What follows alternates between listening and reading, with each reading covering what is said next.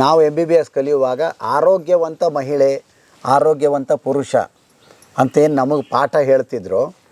ಆರೋಗ್ಯವಂತ ಪುರುಷನ ವೀರ್ಯದೊಳಗೆ 1 ಮಿಲಿಲೀಟರ್ ವೀರ್ಯದೊಳಗೆ 60ರಿಂದ 120 ದಶಲಕ್ಷ ವೀರ್ಯಾಣುಗಳಿರಬೇಕು. ಎಷ್ಟು? 1 ಮಿಲಿಲೀಟರ್ ವೀರ್ಯದೊಳಗೆ 60ರಿಂದ 120 ದಶಲಕ್ಷ ವೀರ್ಯಾಣುಗಳಿರಬೇಕು. ಇದು ಆರೋಗ್ಯವಂತ ಪುರುಷ. ಬರ್ರಿ ಬೀಗ್ರ, ಊಟ ಮಾಡೋಣ. ಬಾಳ್ ಮಂದಾಗ್ಲಿ ತಗೋರಿ. ನಿಮ್ಮ ಬಾಯಾರಿಕೆಯಿಂದ ಹಂಗ ಆಗ್ಲೇವಾ? ನೀವು ಯಾವ್ದೋ ಶಿಬಿರ, ಜೀವನ ವಿದ್ಯಾ ಶಿಬಿರ ಅಂತ ನಾವು ಮಾರ್ಚ್ದೊಳಗೆ ಇದನ್ನು ಮಾಡ್ತೀವಿ ಇಲ್ಲಿ. ಅಂದರೆ ವರ್ಷದೊಳಗೆ 2 ಸಲ ಇಂಗ್ಲೀಷ್ ಆಗ್ತದೆ, 2 ಸಲ ಹಿಂದಿ ಆಗ್ತದೆ, 2 ಸಲ ಕನ್ನಡ ಮಾಡ್ತೀವಿ. ಹಾಂ, ಜೀವನ ವಿದ್ಯಾ ಶಿಬಿರ ಅಂತ. ಕನ್ನಡದ್ದು ಇಲ್ಲೇ ಅಂದರೆ ಯಾರೂ ಇಲ್ಲೇ ಆಗ್ತದೆ. ಇಂಗ್ಲೀಷದ್ದು ಹಿಂದಿದು ಒಬ್ಬರು ವಿನೀಶ್ ಗುಪ್ತಾ ಅಂತ ಅನ್ನೋರು ಮಾಡ್ತಾರೆ. ಅವ್ರದ್ದೇ ಇನ್ನೊಂದು ಕತೆ. ಅದ್ಭುತ ವ್ಯಕ್ತಿ, ಅದ್ಭುತ ಕುಟುಂಬ ಅದು. ಒಂದು ಸಣ್ಣ ಚಾಕು ತಗೊಂಡು ಯಾರು ಫ್ರೀ ಆಗಿದ್ದೀರಿ ಬರ್ರಿ, ಅವ್ರನ್ನ ಆಮೇಲೆ ಲಿಂಕ್ ಕಟ್ಟ. ಬರ್ರಿ ಜಾಹ್ನವಿ, ಹಿಂಗೆ ಬಾ, ಹಿಂಗೆ ಬಾ, ಇಕ್ಕಟ್ಟ ಬಾ. ಓ ಇವರಾ? ಹಾಂ, ಇವರೇ ಜಾಹ್ನವಿ ಅಂತ. ಧಾರವಾಡದೊಳಗೆ ಜಗತ್ ಪ್ರಸಿದ್ಧಿ ಇದ್ದಾಳಕ್ಕೆ. ಅಮ್ಮ ನಮಸ್ತೆ. ಬಹಳ ಅದ್ಭುತ. ಫಸ್ಟೇ ಮಾತಾಡ್ಸ್ಬೇಕಾಗಿತ್ತು. ಇತ್ತಗಿರಿದ್ದೀನಿ ತೆಗೆದು ಅವ್ರಿಗೆ ಕೊಟ್ಬಿಡ್ರಿ. ಅಮ್ಮ 2 ಮಾತಾಡ್ಲೇಬೇಕು. ಇವ್ವ ಒಂದು ಕತೆ ಇದೆ, ಹೇಳ್ತೀನಿ ಕೇಳಿಲ್ಲ. ಈ ಗದಗ ನಮ್ಮೂರು, ಈ ಒಂದು ಅರ್ವಿ ಕೊಡಿಸ್ತೀನಿ ಅಂತ ಹೇಳೋರು.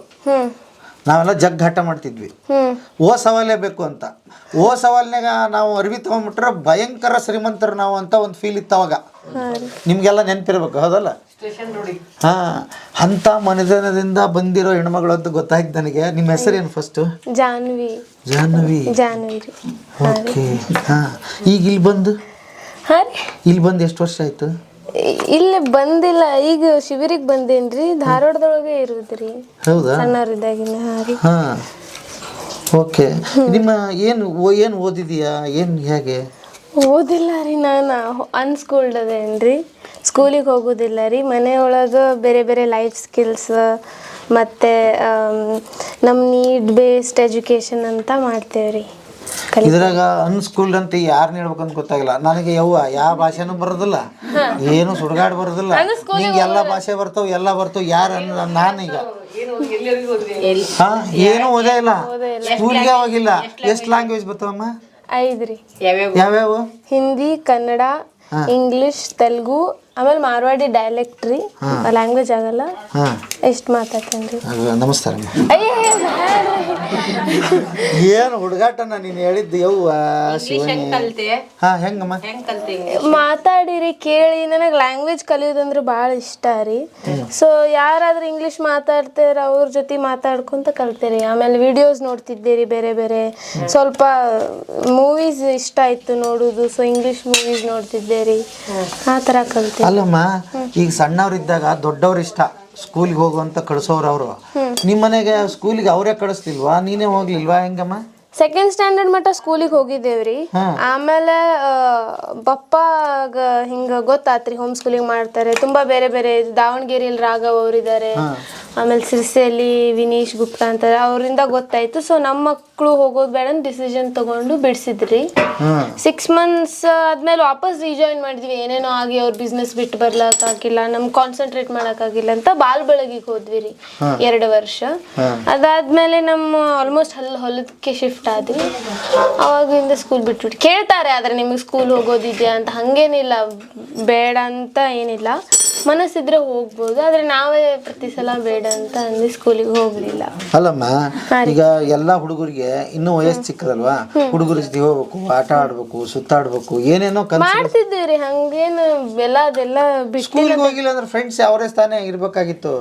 ಇಲ್ಲ ರೀ, ನಮ್ಮ ಓಣಿ ಒಳಗ್ರಿ ಅಲ್ಲಿ ಇರ್ತಿದ್ವಿ. ಆಮೇಲೆ ನಮ್ಮ ಏಜ್ ಗ್ರೂಪೇ ಅಂತಿಲ್ಲ, ಬೇರೆ ಬೇರೆಯವ್ರ ಫಾರ್ಮಿಗೆ ಹೋಗ್ತಿದ್ವಿ ರೀ. ಭಾಳ ಅವಾಗ ಅಡ್ಡಾಡಿದ್ವಿ ರೀ ನಾವು 1-2-3 ವರ್ಷ.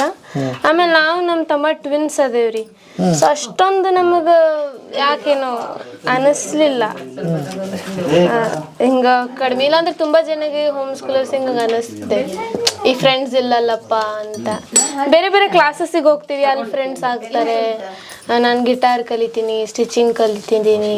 ಹೌದಾ? ಹಾಂ, ಆಮೇಲೆ ಪಾಟ್ರಿ ಕಲಿಬೇಕಂತಿದ್ದೆ, ಇವಾಗ ಗಾರ್ಡನಿಂಗ್ ಮಾಡ್ತೀನಿ, ಬೇರೆ ಬೇರೆ ಥರದ್ದು. ಟೈಮು ಇದು ಶನಿವಾರ ಭಾನುವಾರ 7 ದಿವಸ ಇರುವ ನಿಮ್ಗೆ ಹೆಂಗೆ ಎಕ್ಸ್ಟ್ರಾ ಇದಾವ? ಎಲ್ಲ ಎಲ್ಲಮ್ಮ ಕಲಿತೀಯ, ಟೈಮ್ ಎಲ್ಲಿದೆ ಅಂತ? ಎಲ್ಲ ಒಂದು ಸ್ವಲ್ಪ ಕಲಿತೇವ್ರಿ. ಹಾ ಹೌದಾ? ಹಂಗಾರೆ ಈಗ ಸ್ಕೂಲ್ಗೆ ಹೋಗ್ತಾರಲ್ಲ, ಈಗ ಏನನ್ನ ಅವ್ರಿಗೆ ಹಂಗಾರ? ಅವರು ಹೋಗ್ಲಿರಿ, ಹಂಗೇನ್ ಸ್ಕೂಲ್ ಕೆಟ್ಟದಂದಿಲ್ಲ, ಎಲ್ಲರೂ ಸಿಚುವೇಶನ್ ಪ್ರಕಾರ ರೀ. ಒಬ್ಬೊಬ್ಬರಿಗೆ ಮನಸ್ಸೇ ಆಗೋದಿಲ್ಲ ರೀ ಹೋಮ್ ಸ್ಕೂಲಿಂಗ್, ಅವ್ರು ಫುಲ್ ಸೋಷಲ್ ಇಲ್ಲ ಅಂತ ಬೇಜಾರು ಮಾಡ್ಕೊಂತಾರೆ. ಸೊ ಎಲ್ಲರಿಗೂ ಇದೆ ಅಂತ ಅನ್ನೋದಿಲ್ಲ, ಅವ್ರ ಸಿಚುವೇಶನ್ ಪ್ರಕಾರ ಅವ್ರಿಗೆ ಇಷ್ಟ ಆದರೆ ಒಂದು ವರ್ಷ, ಇಲ್ಲಾಂದ್ರೆ ಈ ಗ್ಯಾಪ್ ಇಯರ್ ಎಲ್ಲ ನಡೀತಾ ಇದೆ, ಆ ಥರ ಟ್ರೈ ಮಾಡ್ಬೋದು. ಒಂದ್ಸಲ ನೋಡಬೇಕಿದೆ ಏನಿದೆ ಅಂತಂದ್ರೆ ಮಾಡ್ಕೊಂಡು ವಾಪಸ್ ಬೇಡಪ್ಪ ಚಲೋ ಅನ್ಸಿಲ್ಲ ಅಂದ್ರೆ ವಾಪಸ್ ರಿಜಾಯ್ನು ಮಾಡ್ಬೋದು, ಹಂಗೇನಿಲ್ಲ. ರಿಜಿಡ್ ಆಗೋದು ಬೇಡ. ನಿಮ್ಗೇನು ಇಷ್ಟ ಬರುತ್ತೆ ಅದನ್ನ ಕಲಿಯುವಂಥದ್ದು. ಈಗ ಸ್ಕೂಲ್ಗೆ ಹೋಗೋರು ನೋಡಿ, ದೊಡ್ಡ ದೊಡ್ಡ ಬ್ಯಾಗ್ ಇತ್ಲಾಗ ಒಂದು ಹಾಕ್ಕೊಂಡು ಮತ್ತೆ ಬರ್ತಾರೆ. ಬಂದ ತಕ್ಷಣ ಅವ್ರ ಅಮ್ಮ ರೆಡಿ ಆಗಿಬಿಟ್ಟಿರ್ತಾರೆ, ಸ್ಟೇಷನಿಗೆ ಕಳಿಸ್ಬಿಡ್ತಾರೆ. ಅಲ್ಲಿಂದ ಬಂದ ತಕ್ಷಣ ಹಂಗೆ ಭರತನಾಟ್ಯಕ್ಕೆ ಹೋಗ್ಬಿಡ್ತಾರೆ. ಆ ರಾತ್ರಿ 10 ಗಂಟೆ ಆಗಿರುತ್ತೆ, ಹಂಗೆ ಒಂದಿಷ್ಟು ಹಾಡಕ್ಕೂ ಹಚ್ಚಿಬಿಡ್ತಾರೆ. ಇಷ್ಟು ಬ್ಯುಸಿ ಇದಾರೆ ಈಗ ಹುಡುಗರು. ಹೌದ್ರಿ. ಏನು ಅನ್ಸುತ್ತೆ ಅದನ್ನೆಲ್ಲ ನೋಡಿದ್ರೆ? ನಮಗೂ ಗೊತ್ತಿದ್ದಿದ್ದಿಲ್ಲ, ನಾವು ಹಂಗೆ ಇದ್ವಲ್ರಿ. ಸೊ ಏನು ಅಷ್ಟೇನು ಇದು ಅನ್ಸೋದಿಲ್ಲ, ಅವ್ರದ್ದೊಂದು ಲೈಫು ಅನ್ಸುತ್ತೆ ಪಾಪ. ಊರಿಗೆ ಅದೇ ಥರ ಈಗ ನಡೆದು ಬಿಟ್ಟಿದೆ ಅಲ್ರಿ ಕಾಂಪಿಟೇಷನ್, ಇವ್ರು ಮಾಡಿದರೆ ನಾವು ಮಾಡಬೇಕು ಅಂತ. ಸೊ ಆ ಥರ ಮೈಂಡ್ ಸೆಟ್ ಇದೆ, ಅದಕ್ಕೆ ಅವ್ರು ಹಂಗೆ ಮಾಡ್ತಾರೆ. ಅವ್ರೇನು ನಮ್ಮ ಹುಡುಗರಿಗೆ ತೊಂದರೆ ಕೊಡ್ಬೇಕಂತ ಅವ್ರದ್ದೇನು ಆಸೆ ಇರೋದಿಲ್ಲ. ಈಗ ಏನು ಓದ್ತಿದ್ಯಮ್ಮ? ಈಗ ಸದ್ಯಕ್ಕೆ ನಾನೇನು ಬೋರ್ಡ್ಸ್ ಆ ಥರ ಏನು ಓದಿಲ್ಲ ಇನ್ನು ಮಟ್ಟ. ಲೈಫ್ ಸ್ಕಿಲ್ಸ್ ಮೇಲೆ ಓದ್ತೀನಿ, 1-2 ಸಬ್ಜೆಕ್ಟ್ ನನಗೆ ಇಷ್ಟ ಇದ್ದಿದ್ದು ಓದ್ತೀನಿ. ಬಾಕಿ ಅಷ್ಟೊಂದು ಅಕಾಡೆಮಿಕ್ಸ್ ಒಳಗೆ ಅಷ್ಟೊಂದು ಇಂಟ್ರೆಸ್ಟ್ ಇಲ್ಲ ನನಗೆ ವೈಯಕ್ತಿಕವಾಗಿ. ಪ್ರಾಕ್ಟಿಕಲ್ ಅಲ್ಲಮ್ಮ, ಈ ತರ ಡಿಸಿಷನ್ ತಗೊಳ್ಳೋ ಏಜ್ ಯಾವ್ದು? ಆಕ್ಚುಲಿ ಹುಡುಗರು ಅವ್ರಿಗೆ ಇದಕ್ಕೆ PUC ಬಂದಿರ್ತಾರೆ, ಲೇ ಮುಂದೆ ಎದಕ್ಕೆ ಹೊಕ್ಕಿ ಅಂತಂದ್ರೆ ನಮ್ಮ ಗೆಳೆಯನ್ ಕೇಳ್ಬೇಕಂತಾರ ಅವ್ರು. ಅವ್ನ ಗೆಳೆಯ ಯಾಕೆ ಹೊಕ್ಕನ, ಇವನು ಅದಕ್ಕೆ ಹೊಕ್ಕನ, ಹಿಂಗ್ ಡಿಸಿಷನ್ಸ್ ಇರ್ತಾವ ಹುಡುಗರು. ಹೆಂಗೆ ನಿಮ್ ಡಿಸಿಷನ್ ಈ ಏಜಲ್ಲಿ ತಗೊಳಕ್ ಸಾಧ್ಯ ಆಯ್ತಮ್ಮ ಅಂತ? ಹಂಗಂತೇನಿಲ್ಲ, ಕೇಳ್ತೇವಿ, ಕಾನ್ಫಿಡೆನ್ಸ್ ಬರ್ತೈತ್ರಿ. ನಮ್ಮ ಮಮ್ಮಿ ಪಪ್ಪನ ಹೆಲ್ಪ್ ಮಾಡ್ತಾರ, ಹೇಳ್ತಾರ ಹಿಂಗೆ ಆಗ್ಬೋದು. ಆಮೇಲೆ ಬೇರೆ ಜನರಿಗೆ ನೋಡ್ತೀವಿ, ಸ್ವಲ್ಪ ಇದರಲ್ಲೂ ಎಕ್ಸ್ಪೆರಿಮೆಂಟ್ ಟೈಪೇ, ಹಂಗೆಲ್ಲಾನು ಕರೆಕ್ಟೇ ಆಗುತ್ತೆ, ಚಲೋನೇ ಆಗುತ್ತೆ ಅಂತಿಲ್ಲ. ಡಿಸಿಷನ್ ಮೇಕಿಂಗ್ ಹೌದು ಸ್ವಲ್ಪ ಇದಾಗತ್ತೆ, ಮಾಡೋಣ ಬೇಡ. ಈಗ ನಮ್ಮದು 10th ನಡೆದಿದೆಯಲ್ಲ, 10th ಮಾಡೋಣ ಬೇಡ ಅಂತ. ಸೊ ಆ ಡಿಸಿಷನ್ ಮೇಲೆ ಇದ್ದೀವಿ. ಮನಸ್ಸಿಲ್ಲ ಆದರೆ ಅದು ಒಂದು ಬೋರ್ಡ್ ಅಲ್ಲ, ಸೊ ನೋಡ್ಬೇಕು ಇವಾಗ ಮುಂದೆ. ಸಂಜೀವಣ್ಣ ಎಲ್ಲಿದ್ದಾರೆ? ಈಗ 3 ದಿವಸ ಈ ಮುಂದೆ ಬರೇ ಇಡ್ಬೇಕು ನೀವು ಶಿಬಿರನ, ಬರೇ ಕೇಳೋದು ಕತೆ. ಎಷ್ಟು ಅದ್ಭುತಗಳಿದಾವ ಅಂದ್ರೆ, ನಮ್ಮ ಶಾಲಾ ಶಿಕ್ಷಣ ಯಾವೆಲ್ಲ ರೀತಿಯಿಂದ ಸೋತಿದ್ದದೆ. ಯವ್ವ, ಈಗ ನಿಮ್ ತೋಟ ಐತಂತಲ್ಲ, ಈಗ ಇಲ್ಲಿ ಬಂದಿದ್ದೀರಲ್ಲ, ಇದರ ಎಕ್ಸ್ಪೀರಿಯನ್ಸ್ ಹೇಗಿದೆ? ಚೆನ್ನಾಗ್ ಅನಿಸ್ತ್ರಿ. ನಮ್ ತೋಟ ಇದೆ, ನಾವೆಲ್ಲ ಕಸ ಎಲ್ಲ ದಾಗಡಿ ಬಳ್ಳಿ ಎಲ್ಲ ಕಿತ್ತೋಗಿತಿದ್ವಿ. ಇವಾಗ ಏನ್ ಯೂಸ್ ಮಾಡ್ಬೇಕಂತ ಗೊತ್ತಾಗಿದೆ, ಯೂಸ್ ಮಾಡೋಣ ಅಂತ ಅನ್ಕೊಂಡೇ ಈಚೆ ಕಡೆ ಬಂದಿದ್ದು ನಾನು. ಆಮೇಲೆ ಉತ್ತರಾಯಣ ಕಡ್ಡಿ ಎಲ್ಲ ಹೆಸರು ಕೇಳಿದೀವಿ, ಅದು ಹಳೆಯನ್ ಬರ್ಲು, ಮತ್ತೆ ಗೋಲ್ಗಟ್ಟಿಗೆ ಏನೋ ಇತ್ತಲ್ಲ, ಅದು ಎಲ್ಲ ಕೇಳಿದೀವಿ, ಆದ್ರೆ ಯೂಸ್ ಮಾಡೋದಿಲ್ಲ. ಎಲ್ಲರೇ ಕಸ ಚೆಲ್ರಿ ಅಂತಾರಲ್ಲ, ಸೊ ಈಗ ಯೂಸ್ ಮಾಡ್ಬೋದಂತ. ಆಮೇಲೆ ಛಾಯಾಮಾಂಸ, ಚಕ್ರಮಣಿ ನಾವು ಎಲ್ಲ ಬೆಳೆಸ್ತೀವಿ, ಆದ್ರೆ ಯೂಸ್ ಹೇಗೆ ಮಾಡೋದು ಗೊತ್ತಿಲ್ಲ. ಈ ಕಳಬಾಳೆನೂ ಎಲ್ಲ ನಾವು ಬೆಳೆಸ್ತೀವಿ, ಆದ್ರೆ ಯೂಸ್ ಹೇಗೆ ಮಾಡೋದು ಅಂತ ಗೊತ್ತಾಯ್ತು. ಈಗ ಹಂಗಾರೆ ನಿಮ್ಮ ಮನೆಗೆ ಬಂದ್ರೆ ನೆಕ್ಸ್ಟ್ ಇವ ಅಡಿಗೆ ಮಾಡ್ಬೋದು. ಹಾ ರೀ, ಸೂಪರ್ ಅಮ್ಮ. ಈಗ ಒಂದು ತೋಟಕ್ಕೆ ಬರ್ತೀನಿ ತಾಯಿ, ನೋಡ್ರಿ, ನನಗೆ ನಾಚಿಕೆ ಬರ್ತಾ ಇದೆ ಮಗು. ಹಂಗೇನು ನಾಚಿಕೆ ಮಾಡಬೇಡ್ರಿ. ಅಲ್ಲ, ಪೀ ಕೊಟ್ಟು ನಮ್ಮಪ್ಪ ಎಷ್ಟು ಕಷ್ಟಪಟ್ಟು ಪೀ ಕಟ್ಟಿದ್ದು ಈಗ ನೆನಪಾಗತೈತೆ ನನಗೆ. ಈ ಸುಡ್ಗಾಡು ದರಿದ್ರ ವಾರಕ್ಕೆ ದಿವಸ 3 ಸಿನಿಮಾ ನೋಡ್ತಿದ್ವಿ, ಒಂದಾದ್ರೂ ಪರವಾಗಿಲ್ಲ. ಈ ಹಾಳಾಗ್ಬಿಟ್ನಲ್ಲಮ್ಮ, ಯಾರು ನಿಮ್ಮಂತಾರ ಸಿಗ್ಲಿಲ್ಲ ನನಗೆ. ಯವ್ವ, ಭಾಳ ದೊಡ್ಡ ಕತೆ ಐತಿ. ನಿಮ್ಮ ತೋಟಕ್ಕೆ ಬರ್ತೀನಿ, ಒಂದ್ಸಲ ಮಾತಾಡೋಣಲ್ಲ? ಸರಿ ಅದ್ಭುತಗಳು ಅಲ್ಲ? ಅಯ್ಯೋ, ಬಹಳ ಸಲ ಹೇಳ್ತೀನಿ, ಅಂತ ಒಬ್ಬ ಸ್ನೇಹಿತ ಇದ್ರೆ ವೈರಿನೇ ಬೇಡ. ಅಯ್ಯೋ, ಬಾಲ ಬಳಗದಾಗ ಬರೇ 2ನೇ ಕ್ಲಾಸ್ ಓದಿದ್ರೆ ಹೆಂಗಿರ್ತಾರ ಹುಡುಗರು, ಏನು ಪೂರ ಓದಿದ್ರೆ ಹೆಂಗಿರ್ತೀರಿ ಲೆಕ್ಕ ಹಾಕೊಡ್ರಿ, ಬಾಲ ಬಳಗ ಬರ್ರಿ. ಹೌದಲ್ಲ? ಕರೆಕ್ಟ್ ಅಲ್ಲ? ಸೂಪರ್. ಅದು ನಮ್ಮ ಕಡೆ ಅಂಬ್ಲಿ ಅಂತಾರೆ. ಅಂಬಲಿ ಬೇರೆ ಅಣ್ಣ, ರಾಗಿ ಮಾಡಿ ಹಾಕೋದು ಅಂಬಲಿ. ನಮ್ಮ ಸೈಡ್ ಅಂಬ್ಲಿನೇ ಅಂತಾರೆ ಮತ್ತೆ ಅಲ್ಲ ಆಂಬ್ಲಿ ಅನ್ನೋದಿಲ್ಲ, ಆಮ್ರ ಅಂತಾರ. ಆಮ್ರ ಮಜ್ಜಿಗೆ ಆಮ್ರ. ಆಮ್ರ ಬೇರೆ, ಸಾಂಬಾರ್ ಬೇರೆ, ಹೌದು, ಅಂಬ್ಲಿ ಬೇರೆ. ಆಮ್ರ ಬೇರೆ, ಪಳದ್ಯ ಬೇರೆ. ನಮ್ಮಲ್ಲಿ ಅವರೆಕಾಳು ಚಿಲಕಿ ಮಾಡ್ತೀವಲ್ಲ, ಚಿಲಕ ಅವರೆ ಬೇಳೆ ಸಾಂಬಾರ್ ಮಾಡ್ತೀವಿ, ಅದಕ್ಕೆ ಅಂಬ್ರ ಹೇಳ್ತಾರೆ. ಅದ ಆಮ್ರ. ಆ ಕಡೆ ಒಂದು ಸ್ವಲ್ಪ ಐತ್ರಿ.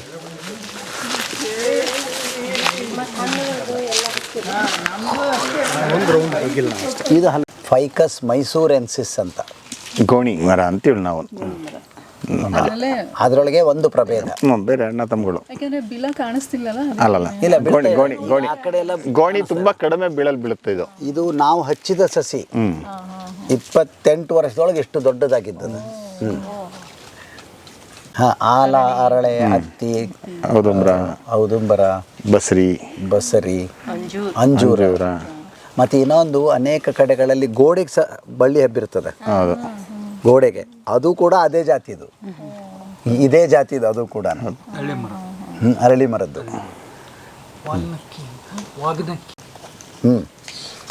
ಮುಖ್ಯ ಉದ್ದೇಶ ನಾವು ಏನು ಇಟ್ಕೊಂಡು ಸೇರಿದ್ದು ಈ ಶಿಬಿರಕ್ಕೆ ಅಂತ, ಅದು ಎಷ್ಟರ ಮಟ್ಟಿಗೆ ನಮಗೆ ಸಿಕ್ಕಿದ್ದದೆ ಮತ್ತು ಇನ್ನೂ ಏನು ಬಾಕಿ ಅದೆ. ಯಾಕಂದ್ರೆ ನಾಳೆ ಈ ಸಮಯಕ್ಕೆ ನಾವು ಇರುವುದಿಲ್ಲ ಇಲ್ಲಿ, ನಮ್ಮ 3 ದಿವಸ ಶಿಬಿರ ಮುಗಿದೋಗಿರ್ತದೆ. ಹಾಗಾಗಿ ಸ್ವಲ್ಪ ನಾವು ಅದನ್ನು ಸರಿಯಾಗಿ ನೋಡ್ಕೊಂಡು ಬಿಟ್ಟರೆ ನಾವು ಇನ್ನೂ ಏನೇನು ಚರ್ಚೆ ಮಾಡೋದಿದೆ, ಹಂಚ್ಕೊಳ್ಳೋದಿದೆ, ಅದು ನಮಗೆ ಗೊತ್ತಾಗ್ತದೆ. 3 ದಿವಸ ಬಂದದ್ದಕ್ಕೆ ಸಾಕಷ್ಟು ಸಿಕ್ತು ನಮಗೆ ಅನ್ನೋ ಹಂಗಾಗಲಿ. ಬರೀ ಹಾಡು ಹಾಡಿದ್ವಿ, ಹರಟೆ ಹೊಡೆದ್ವಿ, ಎಲ್ಲೋ ಸುತ್ತಾಡಿದ್ವಿ, ಏನು ಸಿಗಬೇಕಾಗಿದ್ದು ಸಿಗಲೇ ಇಲ್ಲ, ಹಂಗಾಗೋದು ಬೇಡ ಅಂತ. ಗರಿಕೆ ಮತ್ತು ಬಿಟ್ರೆ, ಗರಿಕೆ ಇಲ್ಲಿ ಬಿಟ್ರೆ ಬೇರೆ ಟೈಪ್ ಹುಲ್ಲು ನಾನು ನೋಡಲಿಲ್ಲ ಇಲ್ಲಿ ಇದ್ರೊಳಗಡೆ. ಇಲ್ಲ, ಹುಲ್ಲು ಮತ್ತು ತೊಪ್ಪಲಗಳಿದೆಯಲ್ಲ. ಸೊ ನಾನು ಶಿರ್ಸಿ, ಕಾರವಾರ, ಗೋಕರ್ಣ ಇವನ್ನೆಲ್ಲ ಅಲ್ಲಿ ಒಂದಷ್ಟು ದಿನ ಸ್ಟಡಿ ಮಾಡಿ, ಇಲ್ಲಿ ಸ್ಟಡಿ ಮಾಡಿದೆ, ಕಂಪೇರ್ ಮಾಡಿ ನೋಡಿದೆ ನಾನು. ಪಾಂಡ್ರಂಗೇಗಡೆ ಅಂತೇಳಿ ಅವರು ಒಂದಷ್ಟು ದಿನ ಎಲ್ಲ ಅವ್ರ ಜೊತೆ ಎಲ್ಲ ಸುತ್ತಾಡ್ಕೊಂಡು, ಆ ಘಟ್ಟದ ಕೆಳಗಡೆ ಸೊಪ್ಪುಗಳು ಕಡಿಮೆ. ನಾವೀಗ ನಿಮ್ಮ ಕಾಡು ಒಳಗೆ ಹೋದ್ವಿ, ಸೊಪ್ಪು ಸಿಗಲಿಲ್ಲ, ತುಂಬ ಕಡಿಮೆ. ಬೈಲಿ ಬನ್ನಿ ಆಚೆಗೆ, 100 ಜಾತಿ, ತಲೆ ಕೆಟ್ಟೋಗ್ಬಿಡುತ್ತೆ ನಿಮ್ಗೆ, ಅಷ್ಟು ಸೊಪ್ಪಿದೆ. ಹೆಚ್ಚು ಎಲ್ಲಿ ಬಿಸಿಲು ಬೀಳಾಗ್ತದೆ ನೆಲಕ್ಕೆ, ಮಣ್ಣಿಗೆ, ಆ ಮಣ್ಣನ್ನು ರಕ್ಷಣೆ ಮಾಡ್ಕೊಳ್ಳಿಕ್ಕೆ ಮರ ಗಿಳಕ್ಕೆ ಆಗ್ತಾಯಿಲ್ಲ. ಆ ಕಳೆಗಳು ಬಂದು ಆ ಮಣ್ಣನ್ನು ರಕ್ಷಣೆ ಮಾಡ್ತಾ ಇದ್ದಾವೆ. ಇದು ನಮ್ಗೆ ಅರ್ಥ ಆಗಿಲ್ಲ. ಮಲೆನಾಡಲ್ಲಿ ದೊಡ್ಡ ದೊಡ್ಡ ಮರಗಳು ರಕ್ಷಣೆ ಮಾಡ್ತಾ ಇದ್ದಾವೆ. ಹಾಗಾಗಿ ಒಂಚೂರು ಉಳ್ಕೊಂಡು, ಒಂಚೂರು ಮಾರುತಗಳನ್ನ ತಡ್ಕೊಂಡು, ಅಲ್ಲಿ ಒಂದು ಸ್ವಲ್ಪ ತಡ್ಕೊಂಡು ಒಂಚೂರು ಬಿದ್ದ ಮಳೆನೇ ಇತ್ಲ ಕಳಿಸ್ತಾ ಇದ್ದಾವೆ. ಇಲ್ಲಿ ಅಂಥ ದೊಡ್ಡ ಮರಗಳು ಬೆಳಿಲಿಕ್ಕೆ ಆಗ್ತಾಯಿಲ್ಲ. ಸೊ ಹಂಗಾಗಿ ಏನಾಗ್ತದೆ, ಸೀಸನಲ್ಲಿ ಒಳಗಾಲ ಬಂತ ದಂಡಿಯಾಗಿ ಹಸ್ರಾಗ್ಬಿಡುತ್ತೆ, ಬೇಸಿಗೆಲಿ ಪೂರ ಒಣಗೋಗಿರುತ್ತೆ. ನಾವು ಬಿಡ್ತಾ ಇಲ್ಲ ಅಲ್ವಾ. ಸೊ ಹಂಗಾಗಿ ಇಲ್ಲಿ ನಾವು ತಿನ್ನುವ ತೊಪ್ಪಲಗಳು ಅಂತ ಬಂದರೆ ಬಯಲು ಸೀಮೆಯಲ್ಲಿ ತುಂಬ ಜಾಸ್ತಿ ಇದೆ. ಒಂದು ಕನ್ಕ್ಲೂಷನ್ ಬರ್ಬೇಕಂದ್ರೆ ಹೇಳಿ ಸರ್. ರೀಜನಲ್ ಲ್ಯಾಂಡ್ ಸೀಸನಲ್ ಅಂತ ಹೇಳಿ, ಹೌದು, ನಮಗೆ ಒತ್ತಾಯಪೂರ್ವಕ ಯಾವುದೋ ಒಂದು ತಿಂತಾ ಇದ್ದೀವಿ. ಹೌದು, ಯಾರು ಒತ್ತಾಯ ಅಂತ ಗೊತ್ತಿಲ್ಲ. ಹೌದು, ಸ್ವಾವಲಂಬಿಗಳು ಹೌದು, ಹೌದು, ಪರಾವಲಂಬಿ ಅಂದ್ರೆ ನಾವು ಗೋಧಿ ನಮ್ದಲ್ಲ, ಹೌದು, ಅಕ್ಕಿ ನಮ್ದಲ್ಲ, ಹೌದು, ಸತ್ಯ. ಅದು ಯಾವುದೋ ಅಲ್ಲದನ್ನ ನಾವು ವರ್ಷ ಪೂರ್ತಿ ನಾವು ತಿಂತಾ ಇದ್ದೀವಿ. ಹೌದು. ಈಗ ರೀಜನಲ್ ಅಂತ ಹೋದ್ರೆ ಅಲ್ಲಿ ಏನು ಹೈಲೈಟ್ ಮಾಡ್ಬೋದು ನಾವು ಸೊಪ್ಪಿನ ಒಳಗೆ? ಅಲ್ಲ, ನಾವು ನಿಮ್ಮ ಉತ್ತರ ಕರ್ನಾಟಕಕ್ಕೆ ಬಂದರೆ ಜೋಳ ರೀ, ಸೊಪ್ಪನ್ನು ಬಿಡ್ರಿ ಫಸ್ಟು. ನೀವು ಜೋಳ ರೀ, ನಾವು ರಾಗಿನೇ. ನಾವು ಗುಂಡು ತಗೊಂಡ್ರೆ ನಮಗೆ ಸಮಾಧಾನ. ಇಲ್ಲಿ ಜೋಳ ಪಾಪ ನಾನು ಹಾಡು ಕೇಳ್ತಾ ಇದ್ದೆ, ಎಷ್ಟು ಖುಷಿ ಆಗುತ್ತೆ ಗೊತ್ತಾ ಇಲ್ಲಿ ಹಾಡು ಕೇಳೋಕ್ಕೆ. ಅಲ್ಲಿ ಹೋದ್ರೆ ರಾಗಿ ಹಾಡು ಖುಷಿ ಆಗುತ್ತೆ. ಅದು ರೀಜನಲ್ ಫುಡ್ ನಮ್ಮದು. ಸೊ ನಮ್ಮದು ಈಗ ನಾನು ಎಲ್ಲ ನೋಡ್ತಾ ಇದ್ದೀನಿ, ಎಲ್ಲೂ ಜೋಳಗಳೇ ಕಾಣ್ತದೆ, ಎಲ್ಲ ಗೊಂಜಾಳದ ದಂಧೆ ಶುರುವಾಗಿದೆ ಈಗ. ದಂಧೆ, ನಾನು ಆ್ಯಕ್ಚುಲಿ ಕೃಷಿ ಅಂತ ಹೇಳಲ್ಲ, ಗೊಂಜಾಳದ ದಂಧೆ ಅದು. ಯಾಕೆಂದರೆ ಗೋಧಿ ಕ್ಯಾನ್ಸರ್ ಬಂದು ಟ್ರೈನ್ಗಳೆಲ್ಲ ಬಿಟ್ಟು ಅಲ್ಲಿ ಸಾಕಾಗಿ ಹಾಳಾಗೋಯ್ತು ಭೂಮಿ ಅದು. ಈಗ ಗೋಧಿ ಇಳುವರಿ ಕಡಿಮೆ ಆಯಿತು. ಕಡಿಮೆ ಆದ ತಕ್ಷಣ ಏನು ಮಾಡಿದರು, ಗೊಂಜಾಳ ಸ್ವಲ್ಪ ದಪ್ಪ ಸಿಗುತ್ತೆ ಅಂತೇಳಿ ಇಲ್ಲಿ ನಮ್ಮನ್ನು ಇಲ್ಲೂ ಕ್ಯಾನ್ಸರ್ ಟ್ರೈನ್ಗಳಲ್ಲ, ಕ್ಯಾನ್ಸರ್ ಹೆಲಿಕಾಪ್ಟರ್ಗಳು ಬರ್ಬೋದು, ಗೊತ್ತಿಲ್ಲ. ಗಿಡೀ ಗುಡ್ಡಗಾಡೆಲ್ಲ ಎಲ್ಲ ಸುರಿತಾ ಇದ್ದಾರೆ ಗೊಂಜಾಳ. ಅದು ನಮ್ಮ ಆಹಾರ ಅಲ್ವೇ ಅಲ್ಲ. ನಾವು ಈಗ ಎಲ್ಲೋ ಬರ್ಬೇಕಾದ್ರೆ ನೋಡಿದೆ, ಎಲ್ಲೋ ಇಬ್ನಿ ಜೋಳ ನೋಡಿದೆ, ಬಾಯಲ್ಲಿ ನೀರು ಬರ್ತಾ ಇದೆ ನನಗೆ. ಆ ಇಬ್ನಿ ಜೋಳ ಇದೆಯಲ್ಲ, ಏನು ಬನ್ನಿರಿ, ಮುಸ್ಕಿನ ಜೋಳ, ಇಬ್ನಿ ಜೋಳ. ಈಗ ಅದು ನೆನಪೇ ಬೇರೆನೇ. ಅದು ಎಷ್ಟು ಜನ ಬೆಳ್ಕೊಳ್ತಾ ಇದ್ದೀವಿ ನಾವು. ಬೆಳಸ ಅಥವಾ ಸೀತನಿ ಅಲ್ವಾ? ಸಕ್ಕರೆ ಮುಕ್ರಿ ಜೋಳ ಅಂತ ಸಕ್ಕರೆ ಜೋಳ. ಎಂಥ ರೊಟ್ಟಿ ರೀ ಅವು, ಅಲ್ಲ ಎಂಥ ರೊಟ್ಟಿ ರೀ ಅವು. ಹಾಂ, ಮತ್ತೆ ಸೊ ನಾವು ನಮ್ಮ ಹೊಲದಲ್ಲಿ ನಾವು ಬೆಳ್ಕೊಳ್ಳೋಣ ಫಸ್ಟು. ನಾನು ಹೇಳೋಂಥದ್ದು ನಮ್ಮ ಸಾಧ್ಯತೆಗಳೇನಿದೆ ಹುಡ್ಕೋಣ. ನಾವು ಬೇರೆಯವ್ರ ಸಾಧ್ಯತೆಗಳನ್ನ ಹುಡ್ಕೋಕ್ಕೆ ಪ್ರಯತ್ನ ಮಾಡೋದು ಬೇಡ. ನನ್ನ ತೋಟದೊಳಗೆ ನನಗೆ ಈಗ ಒಂದು ಅವಕಾಶ ಸಿಕ್ಕಿದ್ರೆ ಇಲ್ಲಿ ಏನು ಬೆಳೆಸ್ಲಿಕ್ಕೆ ಸಾಧ್ಯ ಆಗುತ್ತೆ ಅಂತ ಫಸ್ಟ್ ಶುರು ಮಾಡೋಣ. ಫಸ್ಟ್ ನನ್ನ ತೋಟದೊಳಗೆ ಹೆಜ್ಜೆ ಇಡಬೇಕು. ನೆಕ್ಸ್ಟ್ ಬೇಕಾದರೆ ಆಚೆ ಈಚೆ ಸಾಧ್ಯ ಆದರೆ ಇಡೋಣ, ಇಲ್ಲಾಂದ್ರೆ ಅಲ್ಲೇ ನಾವು ಕೂತ್ಕೊಂಡು ಬೇಕಾದಷ್ಟು ಮಾಡಲಿಕ್ಕಾಗತ್ತೆ. ಎರಡು ಅರ್ಥ ಇದೆ ಉಚಿತ ಅನ್ನೋದಕ್ಕೆ, ಎರಡು ಅರ್ಥ ಇದೆ. ಒಂದು, ನಾವು ಏನೂ ದುಡ್ಡು ಕೊಟ್ಟು ತರಬೇಕಾಗಿಲ್ಲ, ಆ ರೀತಿಯಿಂದ ಅದು ಉಚಿತ. ಎರಡನೇದು, ಉಚಿತ ಅಂದರೆ ಸರಿಯಾದದ್ದು, ಸಂದರ್ಭೋಚಿತ ಮಾತು ಅಂತ ಮಾತಾಡ್ತೀವಿ ನಾವು. ಆ ಸಂದರ್ಭಕ್ಕೆ ಯಾವುದು ಸರಿಯೋ ಅಂಥ ಮಾತು ಅಂತ. ಹಾಂ, ಅನುಚಿತವಾಗಿ ನಡೆದುಕೊಂಡರು ಅಂತ. ಹಾಂ, ಹೌದಾ? ಉಚಿತ ಅಂತಂದರೆ ಸೂಕ್ತವಾದದ್ದು, ಸರಿಯಾದದ್ದು ಅಂತ. ಸೊಪ್ಪುಗಳು ನಾವೇನೂ ದುಡ್ಡು ಕೊಟ್ಟು ತರಬೇಕಾಗಿಲ್ಲ ಅನ್ನೋದು ಒಂದು. ಎರಡನೇದ್ದು, ಅದು ಸೂಕ್ತವಾದದ್ದು, ಸರಿಯಾದದ್ದು ಅನ್ನೋದು. ಮೂರನೇದ್ದು, ನಿಮಗೆ ಯಾವತ್ತು ಬೇಕೋ ಆವತ್ತು, ಬೆಳಿಗ್ಗೆ ಬೇಕಂದ್ರೆ ಬೆಳಿಗ್ಗೆ, ಸಂಜೆ ಬೇಕಂದ್ರೆ ಸಂಜೆ, ತಾಜಾ ಸಿಗುವಂಥದ್ದು. ಸುಮ್ಮನೆ ನಿಮ್ಮ ಮನೆ ಸುತ್ತಮುತ್ತ ಅಂಗಳಕ್ಕೆ ಹೋಗ್ರಿ, ಹಿತ್ಲಕ್ಕೆ ಹೋಗ್ರಿ, ತೋಟದೊಳಗೆ ಹೋಗ್ರಿ, ತಾಜಾ ಸಿಕ್ಬಿಡ್ತದೆ. ಹಾಂ. ನಾಲ್ಕನೇದ್ದು, ವೈವಿಧ್ಯ ತುಂಬ ಇದೆ. 4, 8, 10, 20 ತಂದು ಬಿಡ್ಬೋದು. ಹೌದಾ? ಐದನೇದ್ದು, ನೀವೇನೂ ಪ್ರಯತ್ನ ಮಾಡದೇ ಬೆಳೆದದ್ದು.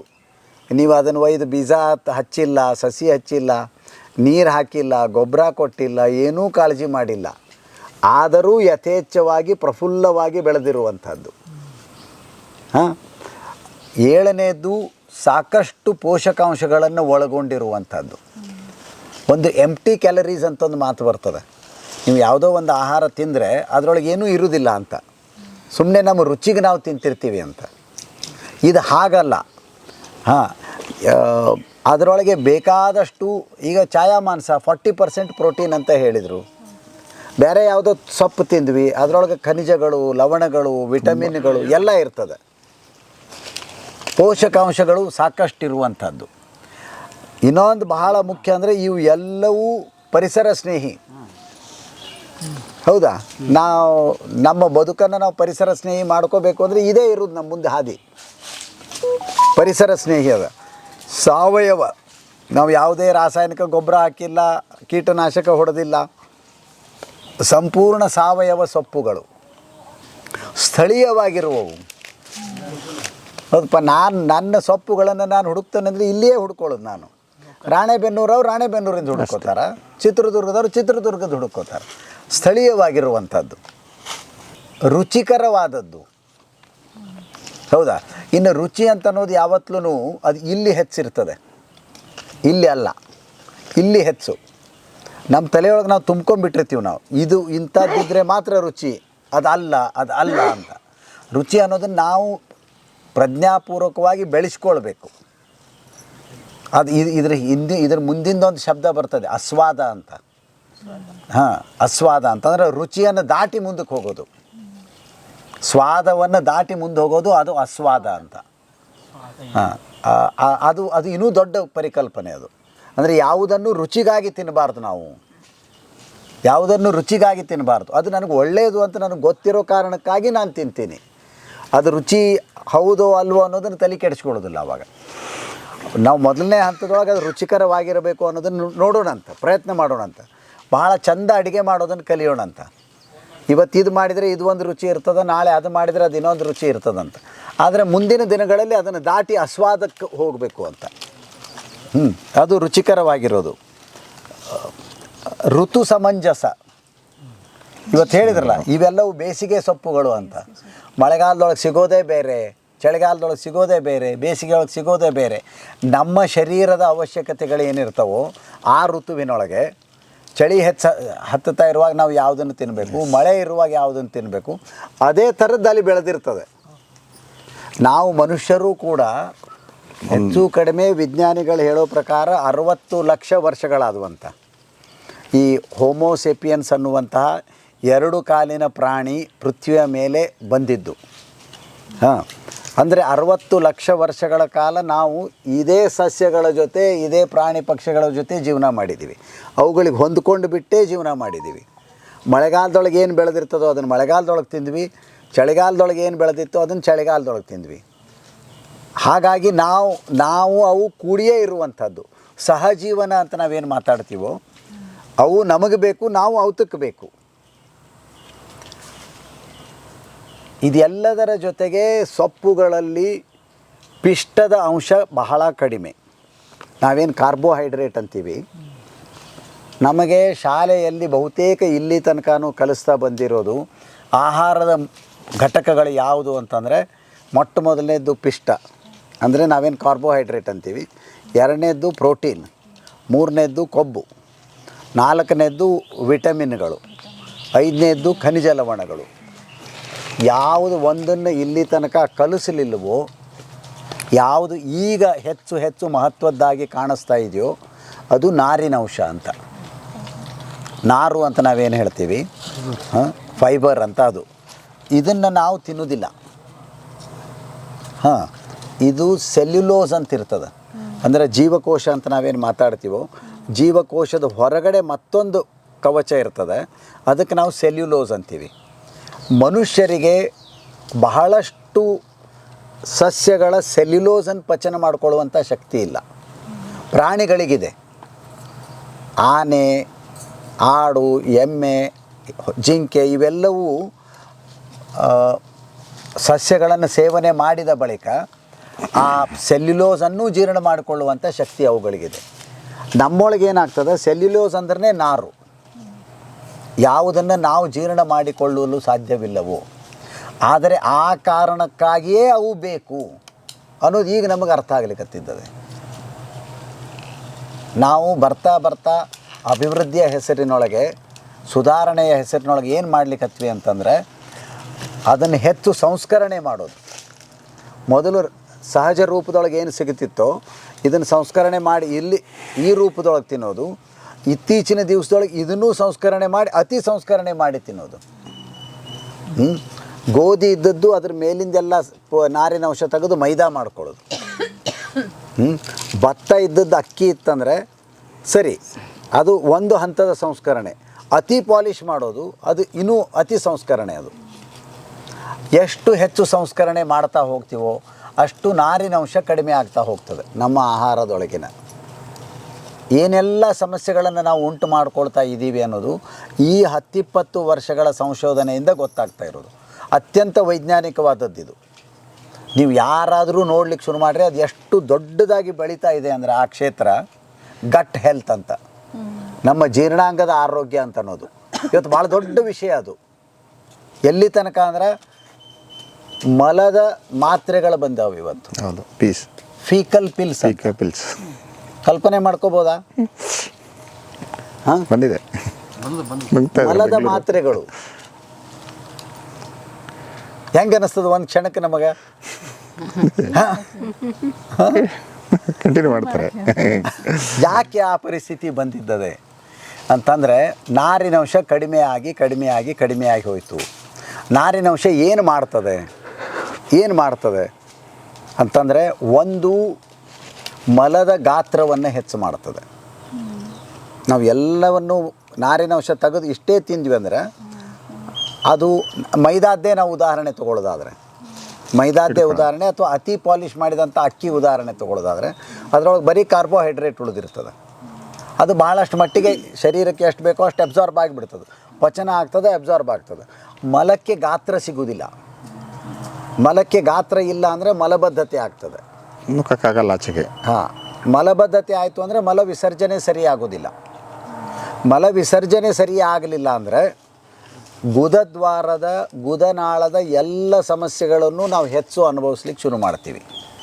ಅದು ಯಾವುದು ನಮ್ಮ ಮೂಲವ್ಯಾಧಿ, ಪೈಲ್ಸ್ ಅಂತ ನಾವೇನಂತೀವೋ ಅದು ಮೂಲವ್ಯಾಧಿ ಇರ್ಬೋದು, ಏನಲ್ ಫಿಶರ್ ಅಂತ ಇರ್ಬೋದು, ಫಿಸ್ಚುಲಾ ಅಂತ ಇರ್ಬೋದು, ರಕ್ತಸ್ರಾವ ಅಂತ ಇರ್ಬೋದು, ಇನ್ನೂ ಮುಂದಕ್ಕೆ ಹೋಗಿ ದೊಡ್ಡ ಕರುಳಿನ ಕ್ಯಾನ್ಸರ್ ಇರ್ಬೋದು, ಅಥವಾ ಅಪೆಂಡಿಸೈಟಿಸ್ ಇರ್ಬೋದು.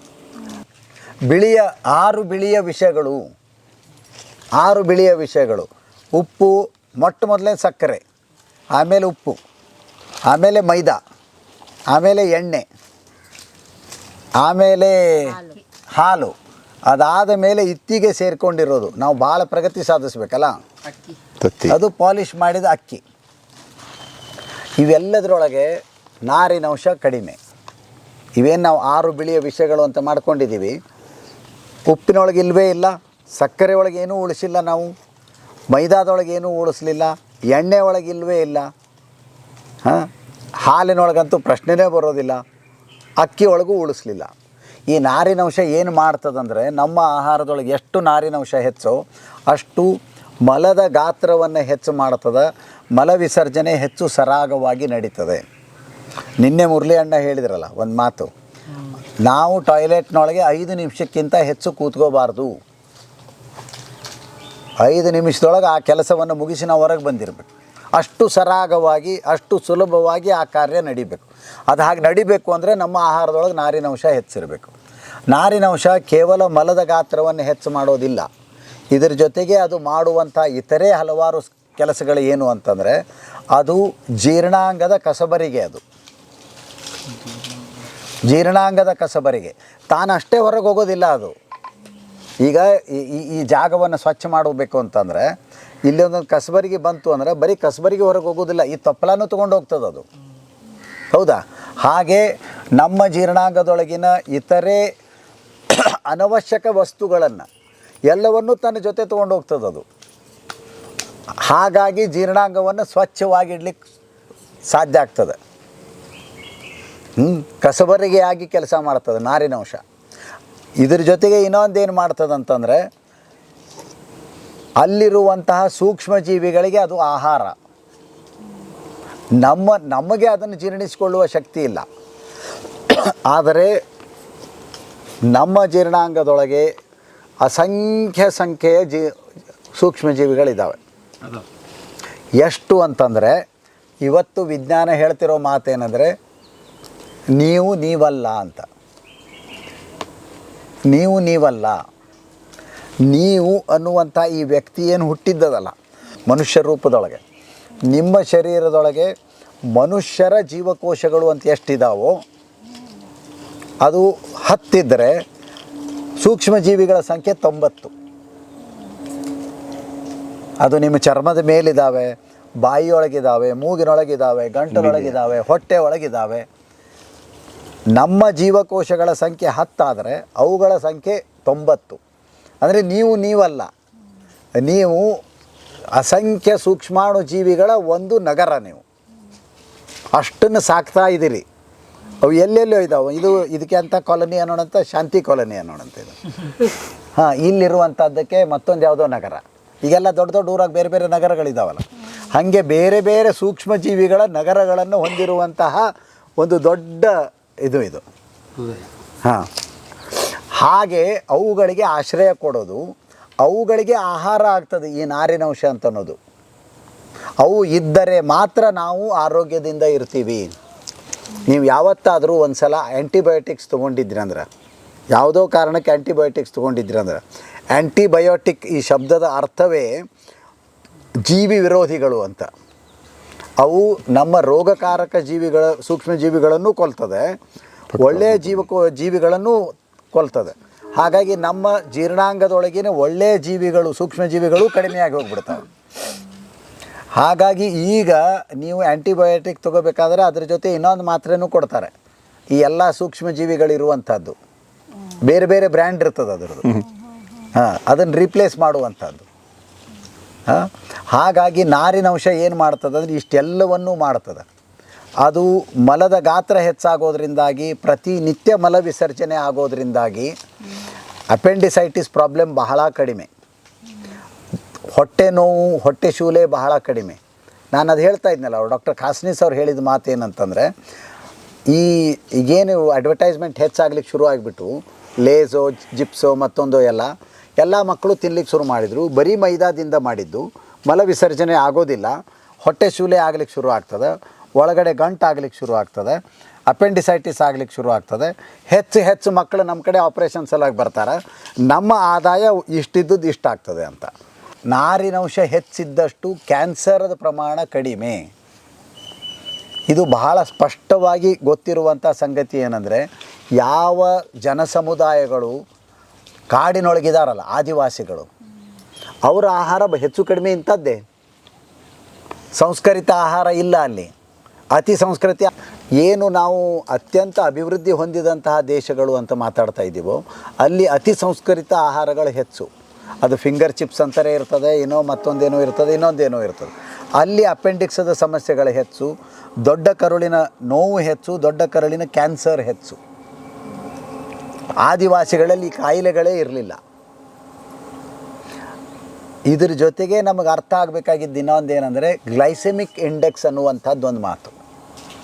ಡಯಾಬಿಟಿಸ್ ಕಡಿಮೆ ಆಗ್ತದೆ ಅಂತನ್ನುವಂಥ ಮಾತದಲ್ಲ, ಡಯಾಬಿಟಿಸ್ ಸಂಪೂರ್ಣವಾಗಿ ಹೋಗಿಬಿಡ್ತದಂತಲ್ಲ.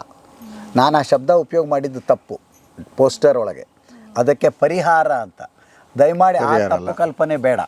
ಯಾವುದೇ ಆಹಾರವನ್ನು ಸೇವಿಸಿದಾಗ ಅದು ಎಷ್ಟು ಬೇಗನೆ ಜೀರ್ಣವಾಗಿ ರಕ್ತದಲ್ಲಿ ಸೇರಿಕೊಂಡು ರಕ್ತದಲ್ಲಿಯ ಸಕ್ಕರೆಯ ಪ್ರಮಾಣವನ್ನು ಹೆಚ್ಚು ಮಾಡುತ್ತದೆ. ಉದಾಹರಣೆಗೆ, ನಾವು ಸಕ್ಕರೆ ತಿಂತೀವಿ, ಚಹಾ ರೂಪದೊಳಗೋ ಸಿಹಿ ತಿಂಡಿಯ ರೂಪದೊಳಗೋ ನಾವು ಸಕ್ಕರೆ ತಿಂತೀವಿ. ಅವಾಗೇನಾಗ್ತದೆ, ಸಕ್ಕರೆ ಪಚನ ಆಗ್ತದೆ, ರಕ್ತದೊಳಗೆ ಹೋಗ್ತದೆ, ರಕ್ತದೊಳಗೆ ಸಕ್ಕರೆಯ ಪ್ರಮಾಣ ಹೆಚ್ಚಾಗ್ತದೆ. ಹೌದಾ? ಹಾಂ. ಗ್ಲೈಸೆಮಿಕ್ ಇಂಡೆಕ್ಸ್ ಅಂತಂದರೆ ಯಾವ ಆಹಾರ ವಸ್ತುವಿನ ಇಂಡೆಕ್ಸ್ ಹೆಚ್ಚು ಅಥವಾ ಎಷ್ಟು ಅಂತ ಹೇಳೋದು. ನಾವೇನು ಸಕ್ಕರೆ ತಿಂತೀವಿ ಅದು 100 ಅದು. ಯಾಕಂದ್ರೆ ಅದ್ರಿಗೆ ಪಚನ ಆಗುವಂಥ ಮಾತೇನೂ ಇಲ್ಲ. ಹಿಂಗೆ ತಿಂತೀವ 15 ನಿಮಿಷದೊಳಗೆ ನಿಮ್ಮ ಶುಗರ್ ಲೆವೆಲ್ ಹೆಚ್ಚಾಗ್ತದೆ. ಯಾಕಂದ್ರೆ ಅದ್ರ ಪಚನ ಆಗೋದೇನಿಲ್ಲ, ಅದು ಒಳಗೆ ಕರಗಿತು ಅಂದರೆ ಅದು ಹೀರ್ಕೊಂಡ್ಬಿಡ್ತದೆ, ರಕ್ತದೊಳಗೆ ಬಂದುಬಿಡ್ತದೆ. ನಾವು ಯಾವುದನ್ನು ಸಕ್ಕರೆ ಅಂತ ತಿಂತೀವೋ ಅದು. ಬಟಾಟೆ ಆಗ್ಬೋದು, ಮತ್ತೊಂದು ಯಾವುದೋ ವಸ್ತು ಆಗ್ಬೋದು, ಪಚನ ಆಗ್ಲಿಕ್ಕೆ ಸ್ವಲ್ಪ ಹೆಚ್ಚು ಸಮಯ ತಗೊಳ್ತದೆ. ಅದರ ಗ್ಲೈಸೆಮಿಕ್ ಇಂಡೆಕ್ಸ್ 70 ಇರ್ಬೋದು. ಹೌದಾ? ಹಣ್ಣುಗಳ ಗ್ಲೈಸೆಮಿಕ್ ಇಂಡೆಕ್ಸ್, ಅದು ಯಾವುದೇ ಥರದ ಸಿಹಿ ಹಣ್ಣುಗಳಂತ ನಾವು ಯಾವುದನ್ನು ತಿಂತೀವಲ್ಲ, ಸ್ವಲ್ಪ ಯಾವುದೋ ಹೆಚ್ಚು ಸ್ವಲ್ಪ ಕಡಿಮೆ ಇರ್ಬೋದು. ಬಾಳೆಹಣ್ಣಿಂದ ಸ್ವಲ್ಪ ಹೆಚ್ಚಿರ್ಬೋದು, ಚಿಕ್ಕು ಸ್ವಲ್ಪ ಕಡಿಮೆ ಇರ್ಬೋದು, ಪೇರಲ ಅದಕ್ಕಿಂತಲೂ ಕಡಿಮೆ ಇರ್ಬೋದು. ಆದರೆ ಸಾಮಾನ್ಯವಾಗಿ ಸಕ್ಕರೆಗೂ ಹಣ್ಣಿನೊಳಗಿರುವಂಥ ಸಿಹಿ ಅಂಶಕ್ಕೂ ಒಂದು ದೊಡ್ಡ ವ್ಯತ್ಯಾಸ ಇದೆ. ಇದು ಪ್ಲೇನ್ ಶುಗರ್, ಸಿಂಪಲ್ ಶುಗರ್ ಇದು ಸಕ್ಕರೆ ಅನ್ನೋದು. ಇದು ಕಾಂಪ್ಲೆಕ್ಸ್ ಶುಗರ್. ಇದು ಸಿಹಿಯೇ ಹೌದು, ಆದರೆ ಸಕ್ಕರೆ ಅಲ್ಲ. ಇದು ಕಾಂಪ್ಲೆಕ್ಸ್ ಶುಗರ್ ಇರ್ತದೆ. ಇದು ಪಚನ ಆಗಲಿಕ್ಕೆ ಸ್ವಲ್ಪ ಹೆಚ್ಚು ಸಮಯ ತಗೊಳ್ತದೆ. ಹಾಗಾಗಿ ಗ್ಲೈಸೆಮಿಕ್ ಇಂಡೆಕ್ಸ್ ಅಂತ ನಾವೇನು ಮಾತಾಡ್ತೀವಿ, ಇದು ಸಕ್ಕರೆದು 100 ಇದ್ದರೆ ಹಣ್ಣುಗಳ ಗ್ಲೈಸೆಮಿಕ್ ಇಂಡೆಕ್ಸ್ 60ರಿಂದ 70ಕ್ಕೆ ಬರ್ತದೆ. ಯಾವುದೋ 80 ಇರ್ಬೋದು, ತೀರಾ ಸಿಹಿ ಆದಂಥ ಒಂದು ಹಣ್ಣಿದ್ರೆ. ಹೌದಾ? ತರಕಾರಿಗಳ ಗ್ಲೈಸೆಮಿಕ್ ಇಂಡೆಕ್ಸ್ ಇನ್ನೂ ಕಡಿಮೆ, ಸೊಪ್ಪುಗಳ ಗ್ಲೈಸೆಮಿಕ್ ಇಂಡೆಕ್ಸ್ ಬಹಳ ಕಡಿಮೆ. ಇದರೊಳಗೆ ಪಿಷ್ಟ ಪದಾರ್ಥ ಇಲ್ಲ, ಸಿಹಿ ಅನ್ನೋದು ಇಲ್ಲ, ನಾರಿನಂಶ ಹೆಚ್ಚು. ಬೆಂಡೆಕಾಯಿಯ ಗ್ಲೈಸೆಮಿಕ್ ಇಂಡೆಕ್ಸ್ ಕಡಿಮೆ. ಯಾಕೆಂದರೆ ಲೋಳೆಯಾಗಿರ್ತದೆ. ಅದು ತನ್ನೊಳಗಿರುವಂಥ ಪಿಷ್ಟ ಪದಾರ್ಥವನ್ನು ಸುಲಭವಾಗಿ ಬಿಟ್ಟು ಕೊಡೋದಿಲ್ಲ. ಪಚನ ಆಗಲಿಕ್ಕೆ 4 ತಾಸು ತಗೊಳ್ತದೆ. ಹಾಗಾಗಿ ನಾವು ಎಷ್ಟು ಗ್ಲೈಸೆಮಿಕ್ ಇಂಡೆಕ್ಸ್ ಕಡಿಮೆ ಇರುವಂತಹ ಆಹಾರ ವಸ್ತುಗಳನ್ನು ಸೇವಿಸ್ತಾ ಹೋಗ್ತೀವೋ ಅಷ್ಟು ರಕ್ತದಲ್ಲಿ ಶುಗರದ ಪ್ರಮಾಣ ಕಡಿಮೆನೇ ಉಳ್ಕೊಳ್ತದೆ, ಒಂದೇ ನಿಯಂತ್ರಣದೊಳಗೆ ಉಳ್ಕೊಳ್ತದೆ. ಅಂದರೆ ನಾವು ಎಷ್ಟು ಹೆಚ್ಚು ನಾರಿನಂಶ ಇರುವಂಥ ಆಹಾರಗಳನ್ನು ಸೇವಿಸ್ತಾ ಇರ್ತೀವೋ ಅಷ್ಟು ರಕ್ತದಲ್ಲಿ ಸಕ್ಕರೆಯ ಪ್ರಮಾಣ ಹೆಚ್ಚಾಗೋದಿರ್ತದಲ್ಲ, ಅದಾಗೋದಿಲ್ಲ, ಒಂದೇ ನಿಯಂತ್ರಣದೊಳಗೆ ಉಳಿತದೆ. ಸಕ್ಕರೆಯ ಪ್ರಮಾಣ ಇರಲೇಬೇಕು. 80 to 120 ಅಂತ ನಾವು ಹೇಳ್ತೀವಿ normal. 80 to 120 milligrams per 100 ml of blood ಅಂತ. ಅದು 180ಗಿಂತಲೂ ದಾಟಿತು ಅಂದರೆ ನಾವು ಶುಗರ್ ಅಂತ ಹೇಳ್ತೀವಿ. ಸಕ್ಕರೆ ಕಾಯಿಲೆ ಆಯಿತು ಅಂತಂದ್ರೆ ಅದು 200 ದಾಟಬಾರ್ದು, 300 ದಾಟಬಾರ್ದು, ಅಪಾಯ ಅಂತ. ಕೇವಲ ನಾರಿನಂಶ ಸೊಪ್ಪು ತಿನ್ನೋದರಿಂದ ಡಯಾಬಿಟಿಸ್ ಹೋಗಿಬಿಡ್ತದೆ ಅಂತ ಅಲ್ಲ, ಆ ಭ್ರಮೆ ತಪ್ಪು. ನಿಯಂತ್ರಣದೊಳಗೆ ಇಟ್ಕೊಳ್ಳಿಕ್ಕೆ ಸಹಾಯ ಮಾಡ್ತದೆ, ಆರೋಗ್ಯವನ್ನು ಸುಸ್ಥಿತಿಯೊಳಗೆ ಇಟ್ಕೊಳ್ಳಿಕ್ಕೆ ಸಹಾಯ ಮಾಡ್ತದೆ. ಹಾಗಾಗಿ ಇವತ್ತು ನಾರಿನಂಶಕ್ಕೆ ಬಹಳ ಹೆಚ್ಚಿನ ಮಹತ್ವ. ಗಟ್ ಹೆಲ್ತ್ ಅಂತ ಅನ್ನೋದು ಭಾಳ ದೊಡ್ಡ ಟಾಪಿಕ್ ಇವತ್ತು, ಭಾಳ ದೊಡ್ಡ ರಿಸರ್ಚ್ ಇವತ್ತು. ನೀವು ಯಾವ್ಯಾವ ಥರದ ಆಹಾರಗಳನ್ನು ತಿಂತೀರೋ ಅಂತಹ ಆಹಾರಗಳನ್ನೇ ಪಚನ ಮಾಡುವಂತಹ ಸೂಕ್ಷ್ಮ ಜೀವಿಗಳು ಹೆಚ್ಚು ಸಂಖ್ಯೆಯೊಳಗೆ ಡೆವಲಪ್ ಆಗ್ತಾವೆ ನಮ್ಮ ಜೀರ್ಣಾಂಗದೊಳಗೆ. ನೀವು ಉತ್ತರ ಭಾರತದವ್ರ ಗತೆ ದಿನಾಲು ಗೋಧಿ ತಿಂತಿದ್ರೆ ಅದನ್ನೇ ಪಚನ ಮಾಡುವಂಥ ಸೂಕ್ಷ್ಮ ಜೀವಿಗಳಿರ್ತಾವೆ. ತಮಿಳ್ನಾಡುದವ್ರಂಗೆ ದಿನಾಲು 3 ಹೊತ್ತು ಅನ್ನನೇ ತಿಂತಿದ್ರಿ ಅಂದರೆ ಅದಕ್ಕೆ ಬೇಕಾದಂಥ ಸೂಕ್ಷ್ಮ ಜೀವಿಗಳಿರ್ತಾವೆ. ನಾವು 106 ವರ್ಷಗಳಿಂದ ಜೋಳದ ರೊಟ್ಟಿ ತಿಂತ ಬಂದಿದ್ವಿ ಅಂದರೆ ಅದೇ ನಮಗೆ ಸರಿ ಹೊಂದಿರ್ತದೆ. ಅದಕ್ಕೆ ಬೇಕಾದಂಥ ಸೂಕ್ಷ್ಮ ಜೀವಿಗಳು ನಮ್ಮ ಸಂಗಾತಿಗಳಾಗಿ ನಮ್ಮ ಜೊತೆ ಸಹಜೀವನ ಮಾಡ್ತಾ ಇರ್ತಾವೆ. ಆಹಾರದಲ್ಲಿ ಈ ರೀತಿಯ ಬದಲಾವಣೆ ಮಾಡಿಕೊಂಡಿದ್ದಾದರೆ ಆವಾಗ ನಮಗೆ ಅಪಚನ ಆಗ್ತದೆ. ಅವ್ರು ಅಂತ ದೊಡ್ಡವ್ರು ಅವ್ ಮತ್ ಹೀರೋಗಳು ತಿನ್ನಕತ್ತಾರದ್ಮೇಲೆ ಇವ್ರು ಮತ್ ಜೀರೋಗಳು ತಿನ್ನಕಬೇಕು ಅಲ್ರಿ. ಅಂತವ್ರು ಇದನ್ನ ಅಡ್ವರ್ಟೈಸ್ಮೆಂಟ್ ಅಂತದ್ ಮಾಡೋದು. ಅದಕ್ಕೆ ಜನಾಭಿಪ್ರಾಯ ಗಟ್ಟಿ ಆಗಬೇಕು ಅಂತ. ಅದು ಬರೀ ನಾವು ಇಲ್ಲಿ ನಾವು ನಾಳೆ ಬೆಳಿಗ್ಗೆ ಒಂದು ಮಾತಾಡೋದದ, ಒಂದು ತಾಸು ನಾವೇನು ಮಾತಾಡೋದಿದೆ ಅಂದರೆ ನಾವೇನು ಮಾಡಬಹುದು. ಹೌದಪ್ಪ, ನಾವೆಷ್ಟು 2-3 ದಿವಸ ಶಿಬಿರ ಮಾಡಿದ್ವಿ, ನಮಗೆ ಮೊದಲಿಗಿದ್ದದಕ್ಕಿಂತ ಸ್ವಲ್ಪ ಹೆಚ್ಚಿನ ಮಾಹಿತಿ ಸಿಕ್ತು, ಒಳ್ಳೊಳ್ಳೆ ಅಡುಗೆ ಅನುಭವ ಸಿಕ್ತು, ಎಲ್ಲ ಮಾಡ್ಕೊಂಡ್ವಿ. ನಾವು ಮುಂದೆ ನಾವೇನು ಮಾಡಬಹುದು ಅನ್ನೋದ್ರ ಬಗ್ಗೆ ನಾವು ನಾಳೆ ಚರ್ಚೆ ಮಾಡೋಣ ಅಂತ. ನಿಮ್ಮ ಎಲ್ಲ ಇಂಥ ವಿಷಯಗಳನ್ನು ತೊಗೊಂಬರ್ರಿ, ನಾವೇನು ಮಾಡ್ಬೋದು ಅನ್ನೋದನ್ನು ಪ್ರಯತ್ನ ಮಾಡೋಣ. ನಾವು ಏನು ಮಾಡಲಿಕ್ಕೆ ಸಾಧ್ಯ ಇಲ್ಲ ಅನ್ನುವಂತಹ ಹತಾಶ ಭಾವನೆ ಬೇಡ. ಹತಾಶೆ ನಮ್ಮ ಕೈಲಿ ಏನಾಗ್ತದೆ ರೀ, 20 ಮಂದಿ ಒಂದು ಶಿಬಿರ ಮಾಡಿದ್ದೀವಿ 3 ದಿವಸದ್ದು, ನಾವೇನು ಮಹಾ ಬದಲಾವಣೆ ತರಲಿಕ್ಕೆ ಸಾಧ್ಯ? ನಿಮಗೆ ಒಬ್ಬರು ಕತೆ ಹೇಳಿಬಿಡ್ತೀನಿ ನಾನು. ಒಬ್ಬ ರಾಬರ್ಟ್ ಪರ್ಸಿಗ್ ಅಂತ ಒಬ್ಬ ವ್ಯಕ್ತಿ, ರಾಬರ್ಟ್ ಪರ್ಸಿಗ್ ಅಂತ ಅಮೇರಿಕಾದೊಳಗೆ ಅವನು ಕಾದಂಬರಿ ಬರೆದ ಒಂದು, Zen and the art of motorcycle maintenance ಅಂತ. Zen and the art of motorcycle maintenance ಅಂತ ಅದು ಕಾದಂಬರಿ ಬರೆದ. ಭಾರತದೊಳಗೆ ಅದರೊಳಗೂ ಕರ್ನಾಟಕದೊಳಗೆ ಪುಸ್ತಕವನ್ನು ಪ್ರಕಟ ಮಾಡೋದಂದರೆ ಭಾಳ ಸುಲಭದ. ಇವತ್ತು ನಾನೊಂದು ಪುಸ್ತಕ ಬರೋದೆ ಅಂದರೆ ನಾನು ಪ್ರಿಂಟಿಂಗ್ ಪ್ರೆಸ್ಸಿಗೆ ಹೋಗ್ತೀನಿ, ಅಲ್ಲೇನೋ ಒಂದು ಸ್ವಯಂ ದೀಪ ಪ್ರಕಾಶನ ಅಂತ ಹಾಕ್ತೀನಿ, ಪುಸ್ತಕ ಪ್ರಕಟ ಮಾಡ್ತೀನಿ, ಮಾರಾಟ ಮಾಡ್ಕೋತೀನಿ, ಹೆಂಗೋ ಮಾರಾಟ ಆಗ್ತದೆ. ಅಮೇರಿಕಾದೊಳಗೆ ಈ ವ್ಯವಸ್ಥೆ ಇಲ್ಲ. ಅಲ್ಲಿ ಪ್ರಕಾಶನ ಸಂಸ್ಥೆಗಳ ಮೂಲಕ ಹೋದರೆ ಮಾತ್ರ ನಿಮ್ಮ ಪುಸ್ತಕಗಳು ಮಾರಾಟ ಆಗ್ತವೆ. ಹಾಗಾಗಿ ಇವ ರಾಬರ್ಟ್ ಪರ್ಸಿಗ್ ಏನು ಪುಸ್ತಕ ಬರೆದ್ನಲ್ಲ, Zen and the art of motorcycle maintenance ಅಂತ, ಒಬ್ಬ ಪ್ರಕಾಶಕರ ಕಡೆ ಹೋದ.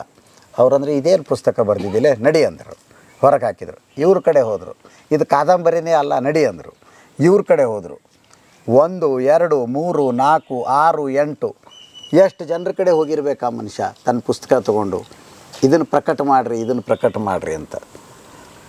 100 ಜನ ಬ್ಯಾಡಂದರು, 100 ಜನ ಬ್ಯಾಡಂದರು. 109, 110, 115, 120 ಜನ ಬ್ಯಾಡಂದ್ರು ಅವನಿಗೆ. ಇದೇನು ಕಾದಂಬರಿ, ಇದು ಕಾದಂಬರಿನೇ ಅಲ್ಲ, ಇದನ್ನು ಯಾರು ಕೊಂಡು ತಗೋತಾರೆ, ಇದನ್ನು ಯಾರು ಓದ್ತಾರೆ, ಸಾಧ್ಯವೇ ಇಲ್ಲ ಅಂತ. 122 ಜನ ಬ್ಯಾಡಂದ್ರು ಅವನಿಗೆ. 123ನೇ ಪ್ರಕಾಶಕ ಏನು ಸಿಕ್ಕನಲ್ಲ ಇವನಿಗೆ, ಅವನು ಹೇಳಿದ, ನಾನು ಪ್ರಕಾಶನ ಮಾಡುವಂಥ ವೃತ್ತಿಯೊಳಗೆ ಇದ್ದೀನಿ ಅಂದರೆ ಇಂಥ ಪುಸ್ತಕ ಮಾಡೋದ್ರ ಸಲುವಾಗೇ ಇದ್ದೀನಿ ನಾನು, ಇಂಥ ಪುಸ್ತಕ ಪ್ರಕಟ ಮಾಡೋ ಸಲುವಾಗೇ ನಾನಿದ್ದೀನಿ, ನಾನು ಬೇರೆ ಯಾವುದು ಯಾಕೆ ಮಾಡ್ಕೊತ ಹೋಗಲಿ. ಅವನು ಆ ಪುಸ್ತಕ ಪ್ರಕಟ ಮಾಡ್ದ, ಅದು ಪ್ರಸಿದ್ಧ ಆಯಿತು, ಕ್ಲಾಸಿಕ್ ಆಯಿತು, ಅದರ ಆಧಾರದ ಮೇಲೆ ಒಂದು ದೊಡ್ಡ ಮೂವಿ ಆಯಿತು. ಇವತ್ತಿಗೆ ಅದು ಹೋದ ಶತಮಾನದ ಅತ್ಯಂತ ಒಳ್ಳೆಯ ಕಾದಂಬರಿಗಳಲ್ಲಿ ಒಂದದು. ಯಾಕೆ ಆ ಮನುಷ್ಯ ಜಿಗಿಟುತನ ಬಿಡಲಿಲ್ಲ, ಸೋಲು ಒಪ್ಪಗೋಲಿಲ್ಲ. ಅವನು 122 ಜನ ಬ್ಯಾಡ ಅಂದಮೇಲೆ ಆ ಮನುಷ್ಯ ಯಾಕೆ ಮುಂದಿನ ಹೆಜ್ಜೆ ಇಡಬೇಕ್ರಿ, ಇದು ಅಲ್ಲಪ್ಪ ಅಂತ ಒಂದು ಮನೆಯಾಗ ಇಟ್ಕೊಂಡ್ಬಿಡ್ಬೇಕಾಗಿತ್ತು. ಆದರೆ ಅವನಿಗೆ ಗೊತ್ತಿತ್ತು ನಾನು ಪ್ರಯತ್ನ ಮಾಡಬೇಕು, ನಾನು ಪ್ರಯತ್ನ ಮಾಡ್ಬೇಕಂತ. ಹಂಗೆ ನಾವು 20 ಜನ ಇದ್ದೀವಿ, ನಾವೇನು ಮಾಡ್ಬೋದು, ನಾಳೆ ವಿಚಾರ ಮಾಡೋಣ, ನಾಳೆ ಸ್ವಲ್ಪ ತಲೆ ಕೆಡಿಸ್ಕೊಳ್ಳಂತೆ, ನಾಳೆ ಸ್ವಲ್ಪ ತಲೆ ಕೆಡಿಸ್ಕೊಳ್ಳಂತೆ. ಅದಕ್ಕೆ ನಾವೇನಿದು ಅಜ್ಜಿಯ ಮಡಿಲು ಸೊಪ್ಪಿನ ಕಡಲು ಅಂತ ಮಾಡ್ಕೊಂಡಿದ್ದೀವಿ. 2 ದಿವಸ ಮುಗಿತಾ ಬಂತೀಗ. ನಾವು ಮತ್ತೆ ಸಾಧ್ಯ ಆದರೆ ಇನ್ನೊಂದು ಸುತ್ತು ಹೋಗಿ ಬರೋದು ಅದನ್ನೋ ಇಲ್ವೋ, ಅಥವಾ ಈಗ ಸಂಗ್ರಹ ಮಾಡಿದ್ರೊಳಗೆ ರಾತ್ರಿ ಊಟ ಆಗ್ತದೋ. ನಾಳೆ ಮತ್ತೊಂದು ಸಲ ಹೋಗೋದದ, ಇನ್ನೂ ಹೆಚ್ಚು ಸಂಗ್ರಹ ಮಾಡ್ಕೊಳ್ಳೋಣಂತ, ಇನ್ನೂ ಹೆಚ್ಚು ತಿಳ್ಕೊಳ್ಳೋಣಂತ. ಇದು ಸೊಪ್ಪು, ಅದರ ಆಚೆಗೆ ನಮ್ಮ ಆಹಾರ ಬಂತು. ನಾವು ಆಹಾರದ ಬಗ್ಗೆ ನಿನ್ನೆ ಸಿರಿಧಾನ್ಯಗಳ ಬಗ್ಗೆ ನೋಡಿದ್ವಿ, ಎಂಡೋಸಲ್ಫಾನೋ ರೌಂಡಪ್ಪು ಅದಾಯಿತು. ಇವತ್ತು ಸೊಪ್ಪಿನ ವಿಷಯದ ಬಗ್ಗೆ ಹೆಚ್ಚು ಹಂಚ್ಕೊಳ್ಳಿಕ್ಕೆ ಸಾಧ್ಯ ಆಯಿತು. ಇದರ ಆಚೆಗೆ ಜೀವನ ಶೈಲಿ ಅಂತ, ಇದರ ಆಚೆಗೆ ಜೀವನ. ಯಾಕಂದರೆ ನಮ್ಮ ಜೀವನದೊಳಗೆ ಆಹಾರ ಮುಖ್ಯ ಹೌದು, ಆದರೆ ಕೇವಲ ಆಹಾರವೇ ಇಲ್ಲ, ಬಟ್ಟೆಗಳ ಬಗ್ಗೆ ನಮ್ಮ ಜವಾಬ್ದಾರಿ ಏನಿರಬೇಕು.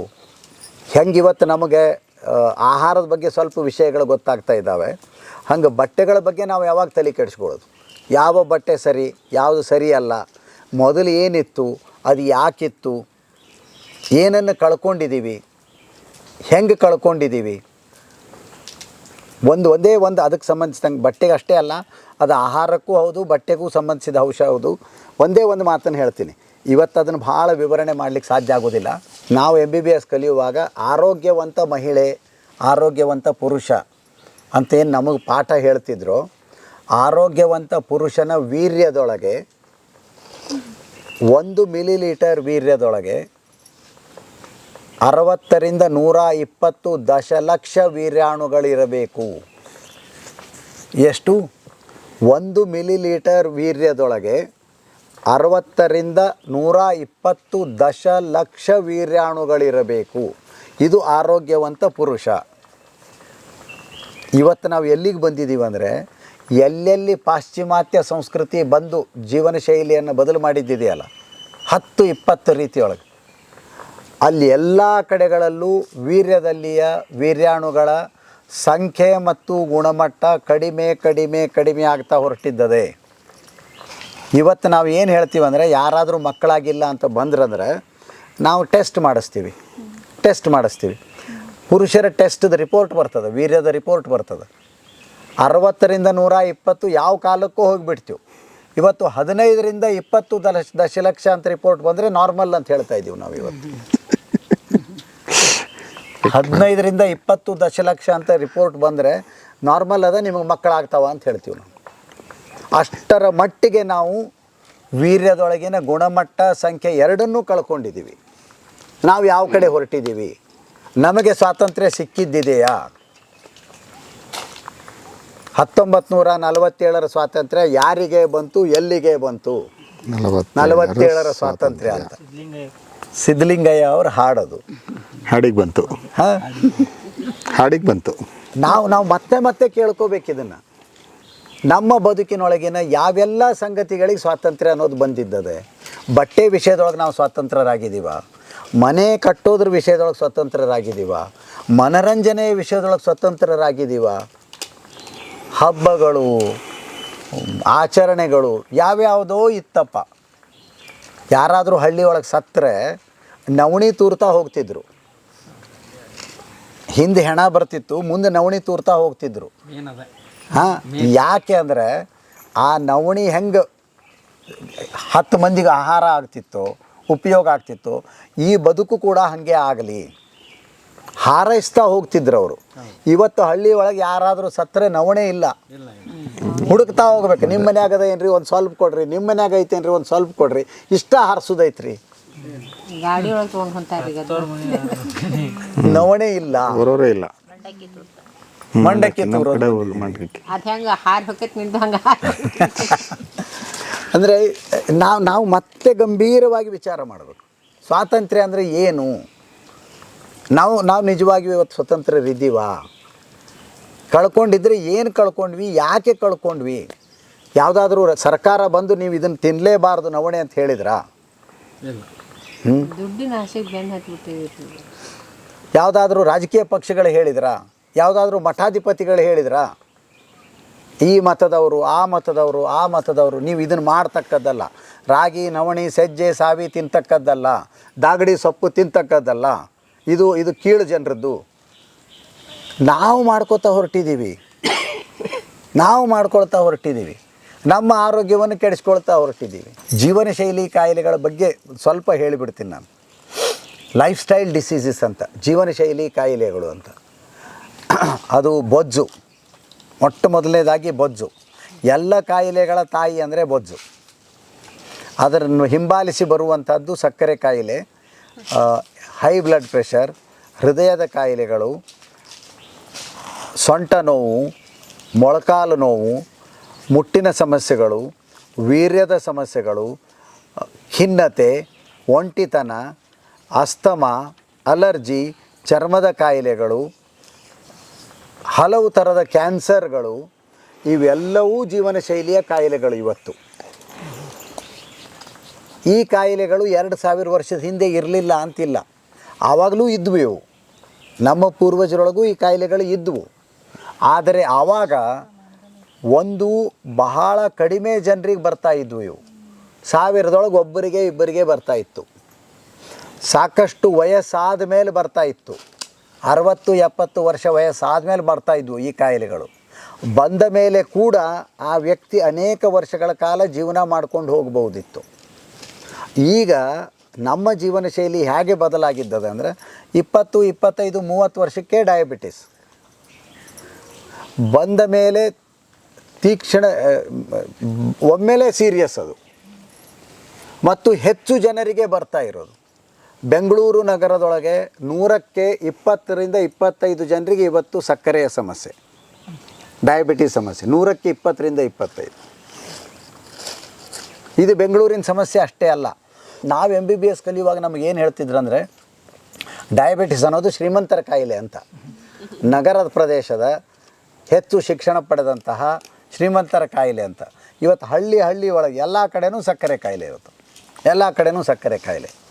ಮನೆ ಗೋಲಿ ಅನ್ಸ್ತಾ ಇದಾರೆ. ಅವಾಗೆಲ್ಲ ಸಕ್ಕರೆ ಕಾಯಿಲೆ ಐತಿ ಅಂತಂದ್ರ ಯಾರಿಗೂ ಏನೋ ಇರೋದು, ಅವ್ನಿಗೆ ಸಕ್ಕರೆ ಕಾಯಿಲೆ ಐತಂತ ಹೊರಗೆ ಬರಲ್ವಾ, ಹಂಗ ರಾಗಿ ಮುದ್ದಿ ರಾಗಿ ರೊಟ್ಟಿ ಊಟ ಮಾಡ್ಬೇಕು ಅಂತಂದು ಹೇಳ್ತಿದ್ರು. ಈಗ ಹಂಗಲ್ಲ, ಸಕ್ಕರೆ ಕಾಯಿಲೆ ಐತಂದ್ರೆ ಎಲ್ಲ ಸುಮ್ ತಿಂತ ನಾವು ಎಲ್ಲಾರ ಮನೆಯೊಳಗೂ ಇದಾರಪ್ಪ. ಎಲ್ಲರ ಮನೆಯೊಳಗೆ ಚಿಕ್ಕ ಮಕ್ಕಳಿಗೆಲ್ಲ ಮೊನ್ನೆ 6 ವರ್ಷದ ಮಗು 6 ವರ್ಷದ 15 ಹಾಗಾಗಿ ವರ್ಷದ ಮಕ್ಕಳುಗಳು ಜೀವನ ಶೈಲಿ ಕಾಯಿಲೆಗಳನ್ನು ನಾವು ಹೆಚ್ಚು ಮಾಡ್ಕೊಳ್ತಾ ಹೊರಟಿದ್ದೀವಿ.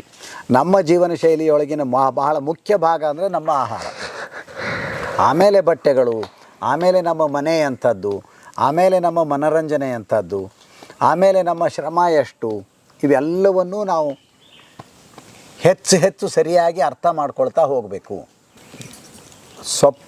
ಸೊಪ್ಪಿನ ನಂತರ ಆಹಾರದ ನಂತರ ಜೀವನ ಶೈಲಿಯ ನಂತರ ನೆಮ್ಮದಿ.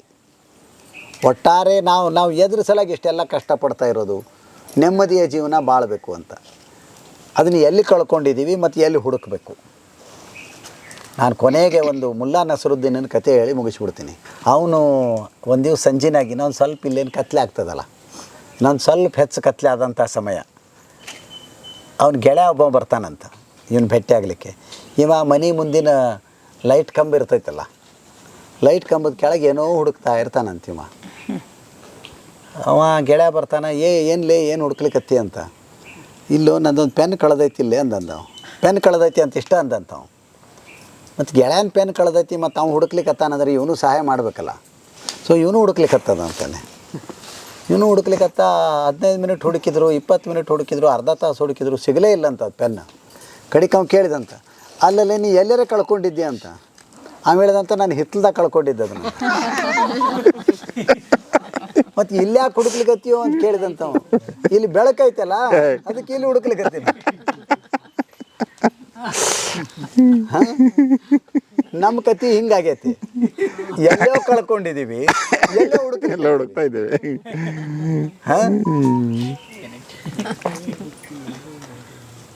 ಸರಿ, ಸಕ್ಕರೆ ಕಾಯಿಲೆ ಇದ್ದಾಗ ಸೀತಾಫಲ ಮತ್ತು ಚಿಕ್ಕು ಇವನ್ ತಿನ್ನಬಾರ್ದು ಅಂತ ಹೇಳ್ತಾರೆ, ನಿಜನಾ? ಕೆಲವು ಹಣ್ಣುಗಳಲ್ಲಿ ಗ್ಲೈಸಿಮಿಕ್ ಇಂಡೆಕ್ಸ್ ಸ್ವಲ್ಪ ಹೆಚ್ಚು, ಆದರೆ ಒಟ್ಟಾರೆಯಾಗಿ ಕಾಂಪ್ಲೆಕ್ಸ್ ಶುಗರ್ಸ್ ಅವು. ಪ್ಲೇನ್ ಶುಗರ್ದಷ್ಟು ಗ್ಲೈಸಿಮಿಕ್ ಇಂಡೆಕ್ಸ್ ಹೆಚ್ಚಲ್ಲ. ನಿಮ್ಮ ಶುಗರ್ ಡಯಾಬಿಟಿಸ್ ಮಟ್ಟ ಎಷ್ಟು, ನೀವು ಯಾವ ಥರದ ಗುಳಿಗೆ ತೊಗೊಳ್ತಾ ಇದ್ದೀರಿ, ನಿಮ್ಮ ಶರೀರ ಶ್ರಮ ಎಷ್ಟು ಪ್ರತಿ ದಿವಸ, ನೀವು ಎಷ್ಟು ಸೀತಾಫಲ ತಿನ್ನಬೇಕಂತೀರಿ, ಇದೆಲ್ಲವನ್ನು ಲಕ್ಷ್ಯದೊಳಗೆ ಇಟ್ಕೊಂಡು ಬಿಟ್ಟು ತಿನ್ಬೋದು. ಒಬ್ರು ಹೇಳ್ತಾರಲ್ಲೇ ಸೌತೆಕಾಯಿ ಎಲ್ಲ ಫಸ್ಟ್ ಒಂದು ಸೌತೆಕಾಯಿ ತಿಂದ್ಬಿಡು, ನೀರಿನ ಅಂಶ ಜಾಸ್ತಿ ಇರ್ತೈತಿ, ಆಮೇಲೆ ಅಂದರೆ ಸ್ವೀಟ್ ಏನಾರು ಫುಡ್ ಇರ್ತೈತಲ್ಲ ಮನೆಯೊಳಗೆ, ಅದು ಸುಳ್ಳು. ಅದೇನು ಸುಳ್ಳು? ಸುಳ್ಳು. ಈಗ ರೇಂಜ್ ಎಲ್ಲ ಚೇಂಜ್ ಅಂದರೆ ಇಷ್ಟು ರೇಂಜ್ ಸುಮ್ಮನೆ ಅವರು ಶರೀರ ಶ್ರಮ ಬಹಳ ಮುಖ್ಯ. ನಾನು ಇವತ್ತು 2 ಉಂಡೆ ತಿಂದು ಏನೂ ಕೆಲಸನೇ ಮಾಡಲಿಲ್ಲ ಅಂದ್ರೆ ಶುಗರ್ ಹೆಚ್ಚಿರ್ತದೆ. ನಮ್ಮ ಹಿರಿಯರು ಎಷ್ಟು ತಿಂತಿದ್ರು, ಬಕೆಟ್ ಗಟ್ಟಲೆ ಪಾಯಸ ತಿಂತಿದ್ರು, ಮತ್ತು 10 ಕಿಲೋಮೀಟ್ರ್ ನಡ್ಕೊಂಡು ಮತ್ತೊಂದು ಹಳ್ಳಿಗೆ ಹೋಗ್ತಿದ್ರು. ಪಚನ ಆಗಿ ಹೋಗಿಬಿಡೋದು. ಅದು ನಾವು ಪಚನ ಮಾಡಲಿಕ್ಕೆ ಶರೀರ ಶ್ರಮನೇ ಮಾಡ್ತಾ ಇಲ್ಲಲ್ಲ. ನಿಮ್ಮ ಮನೆಯಿಂದ ಬೇಕರಿ ಮತ್ತು ಇನ್ನೊಂದು ಯಾವುದು, ಹೋಟೆಲ್ ಮತ್ತು ಬೇಕರಿ ಇಲ್ಲ, ಹೋಟೆಲ್ ಮತ್ತು ಬೇಕರಿ ಮತ್ತು ಬಸ್ ಸ್ಟ್ಯಾಂಡ್ ಎಷ್ಟು ಸಮೀಪ ಇದೆಯೋ ಅಷ್ಟು ನಿಮಗೆ ಸಕ್ಕರೆ ಕಾಯಿಲೆ ಬರೋ ಚಾನ್ಸ್ ಹೆಚ್ಚಂತೆ. ಹೌದಾ? ಬೇಕ್ರಿಗೆ ಅಲ್ಲೇ ಬಂತಲ್ಲ, ಎಡಿ ಬಿದ್ದರೆ ಬೇಕ್ರಿ, ಎಡಿ ಬಿದ್ದರೆ ಬಸ್ ಸ್ಟ್ಯಾಂಡು. ಆದರೆ ಬಸ್ ಸ್ಟ್ಯಾಂಡನ್ನು ವಿಷಯ ಸುಳ್ಳಾಗಿಬಿಟ್ಟದ. ಯಾಕಂದರೆ ಎಲ್ಲರ ಮನೆಯೊಳಗೂ ವೆಹಿಕಲ್ಸ್ ಬಂದ್ಬಿಟ್ಟಾವ ಈಗ. ಎಲ್ಲ ಮನೆಯೂ ಬಸ್ ಸ್ಟ್ಯಾಂಡನೇ ಆಗಿದೆ. ಮತ್ತು ಬೇಕ್ರಿ ವಿಷಯವೂ ಸುಳ್ಳಾಗ್ಲಿಕ್ಕತ್ತಿದ್ದದ. ಯಾಕಂದರೆ ಝೊಮ್ಯಾಟೊ ಬಂದುಬಿಟ್ಟಿದ್ದದ. ನಾನು ನಡ್ಕೊಂಡು ಹೋಗ್ಬೇಕಾಗಿಲ್ಲ, ಅಲ್ಲೇ ಇದ್ರೂ ಯಾಕೆ ಹೋಗ್ತೀನಿ ನಾನು, ಇಲ್ಲೇ ಅದಲ್ಲ, ಇದು ಮನೆಗೆ ಬರ್ತೈತೆ ಅದು. ಮತ್ತು ಎಣ್ಣೆಗಳ ಬಗ್ಗೆ ಒಂಚೂರು ಮಾತಾಡಿದ್ರೆ, ಸೊ ನನ್ನ ಕ್ವೆಶ್ಚನ್ ಏನು ಅಂದರೆ, ನಮ್ಮ ದೇಹಕ್ಕೆ ಜಿಡ್ಡಿನ ಅಂಶನೂ ಬೇಕು. ಸೊ ಅದನ್ನು ಬೇಡ ಅಂತ ತೆಗೆದುಹಾಕಂಗಿಲ್ಲ. ಸೊ ಅದು ಎಷ್ಟು ಬೇಕೋ ಅಂದರೆ ನಾನು ಅದನ್ನು ತಿಳ್ಕೊಂಡಿದ್ದೀನಿ. ಮುಂಚೆ ಎಣ್ಣೆ ಬಿಟ್ಟು ತುಂಬ ಓದಾಡಿದ್ದೀನಿ. ನನಗೆ ಜಾಯಿಂಟ್ ಪೇನ್ಸ್ ಎಲ್ಲ ಶುರುವಾಗಿ ಡಾಕ್ಟ್ರು ನನಗೆ ಬೈದು, ನಿನ್ನ ಬಾಡಿಗೆ ನೀನು ಬಾಣಂತಿ ಥರನೇ ಆರೈಕೆ ಮಾಡ್ಕೊಂಡು. ಇಲ್ಲ, ಎಣ್ಣೆ ಬೇಕೇ ಬೇಕು. ಒಂದು ಮಾರ್ಕೆಟ್ನೊಳಗಿರುವಂತಹ ಯಾವ್ಯಾವುದೋ ಬ್ರ್ಯಾಂಡ್ ಎಣ್ಣೆ, ಅದು ಎಲ್ಲಿಂದ ಬಂತು, ಎಲ್ಲಿಂದ ಮೂಲ ಎಲ್ಲಿ ಅದು, ಇಂಡೋನೇಷ್ಯಾದ್ದು, ಮಲೇಷ್ಯಾದ್ದು, ಯಾವ ಎಣ್ಣೆ ಪಾಮ್ ಆಯಿಲ್ ಅಂತ ನಾವೇನು ಈಗ ತಿಂತಾ ಇದ್ದೀವಿ, ಇದ್ರ ಮೂಲ ಎಲ್ಲಿ ಅನ್ನೋದನ್ನು ಹುಡುಕೊಳ್ಬೇಕು. ಎರಡನೇದು ಪ್ರಮಾಣ ಎಷ್ಟು ಅಂತ ಅನ್ನೋದು. ಎಷ್ಟು ಪ್ರಮಾಣದೊಳಗೆ ಎಣ್ಣೆ ತಿನ್ಬೇಕು ನಾನು? ನಾರ್ತ್ ಇಂಡಿಯನ್ ಹೋಟೆಲ್ಗೆ ಹೋಗಿ ಅದು ತೇಲ್ತಾ ಇರುವಂಥ ಯಾವುದೋ ಒಂದು ಭಾಜಿ ತಿಂದು ಬರಬೇಕು, ಸಬ್ಜಿ, ಅಥವಾ ಎಣ್ಣೆಯ ಅಂಶವನ್ನು ನಾರಿನ ಅಂಶ ಹೆಚ್ಚಿರುವಂತಹ ಮೂಲಗಳಿಂದ ತಗೊಳ್ಬೋದಾ? ಶೇಂಗಾ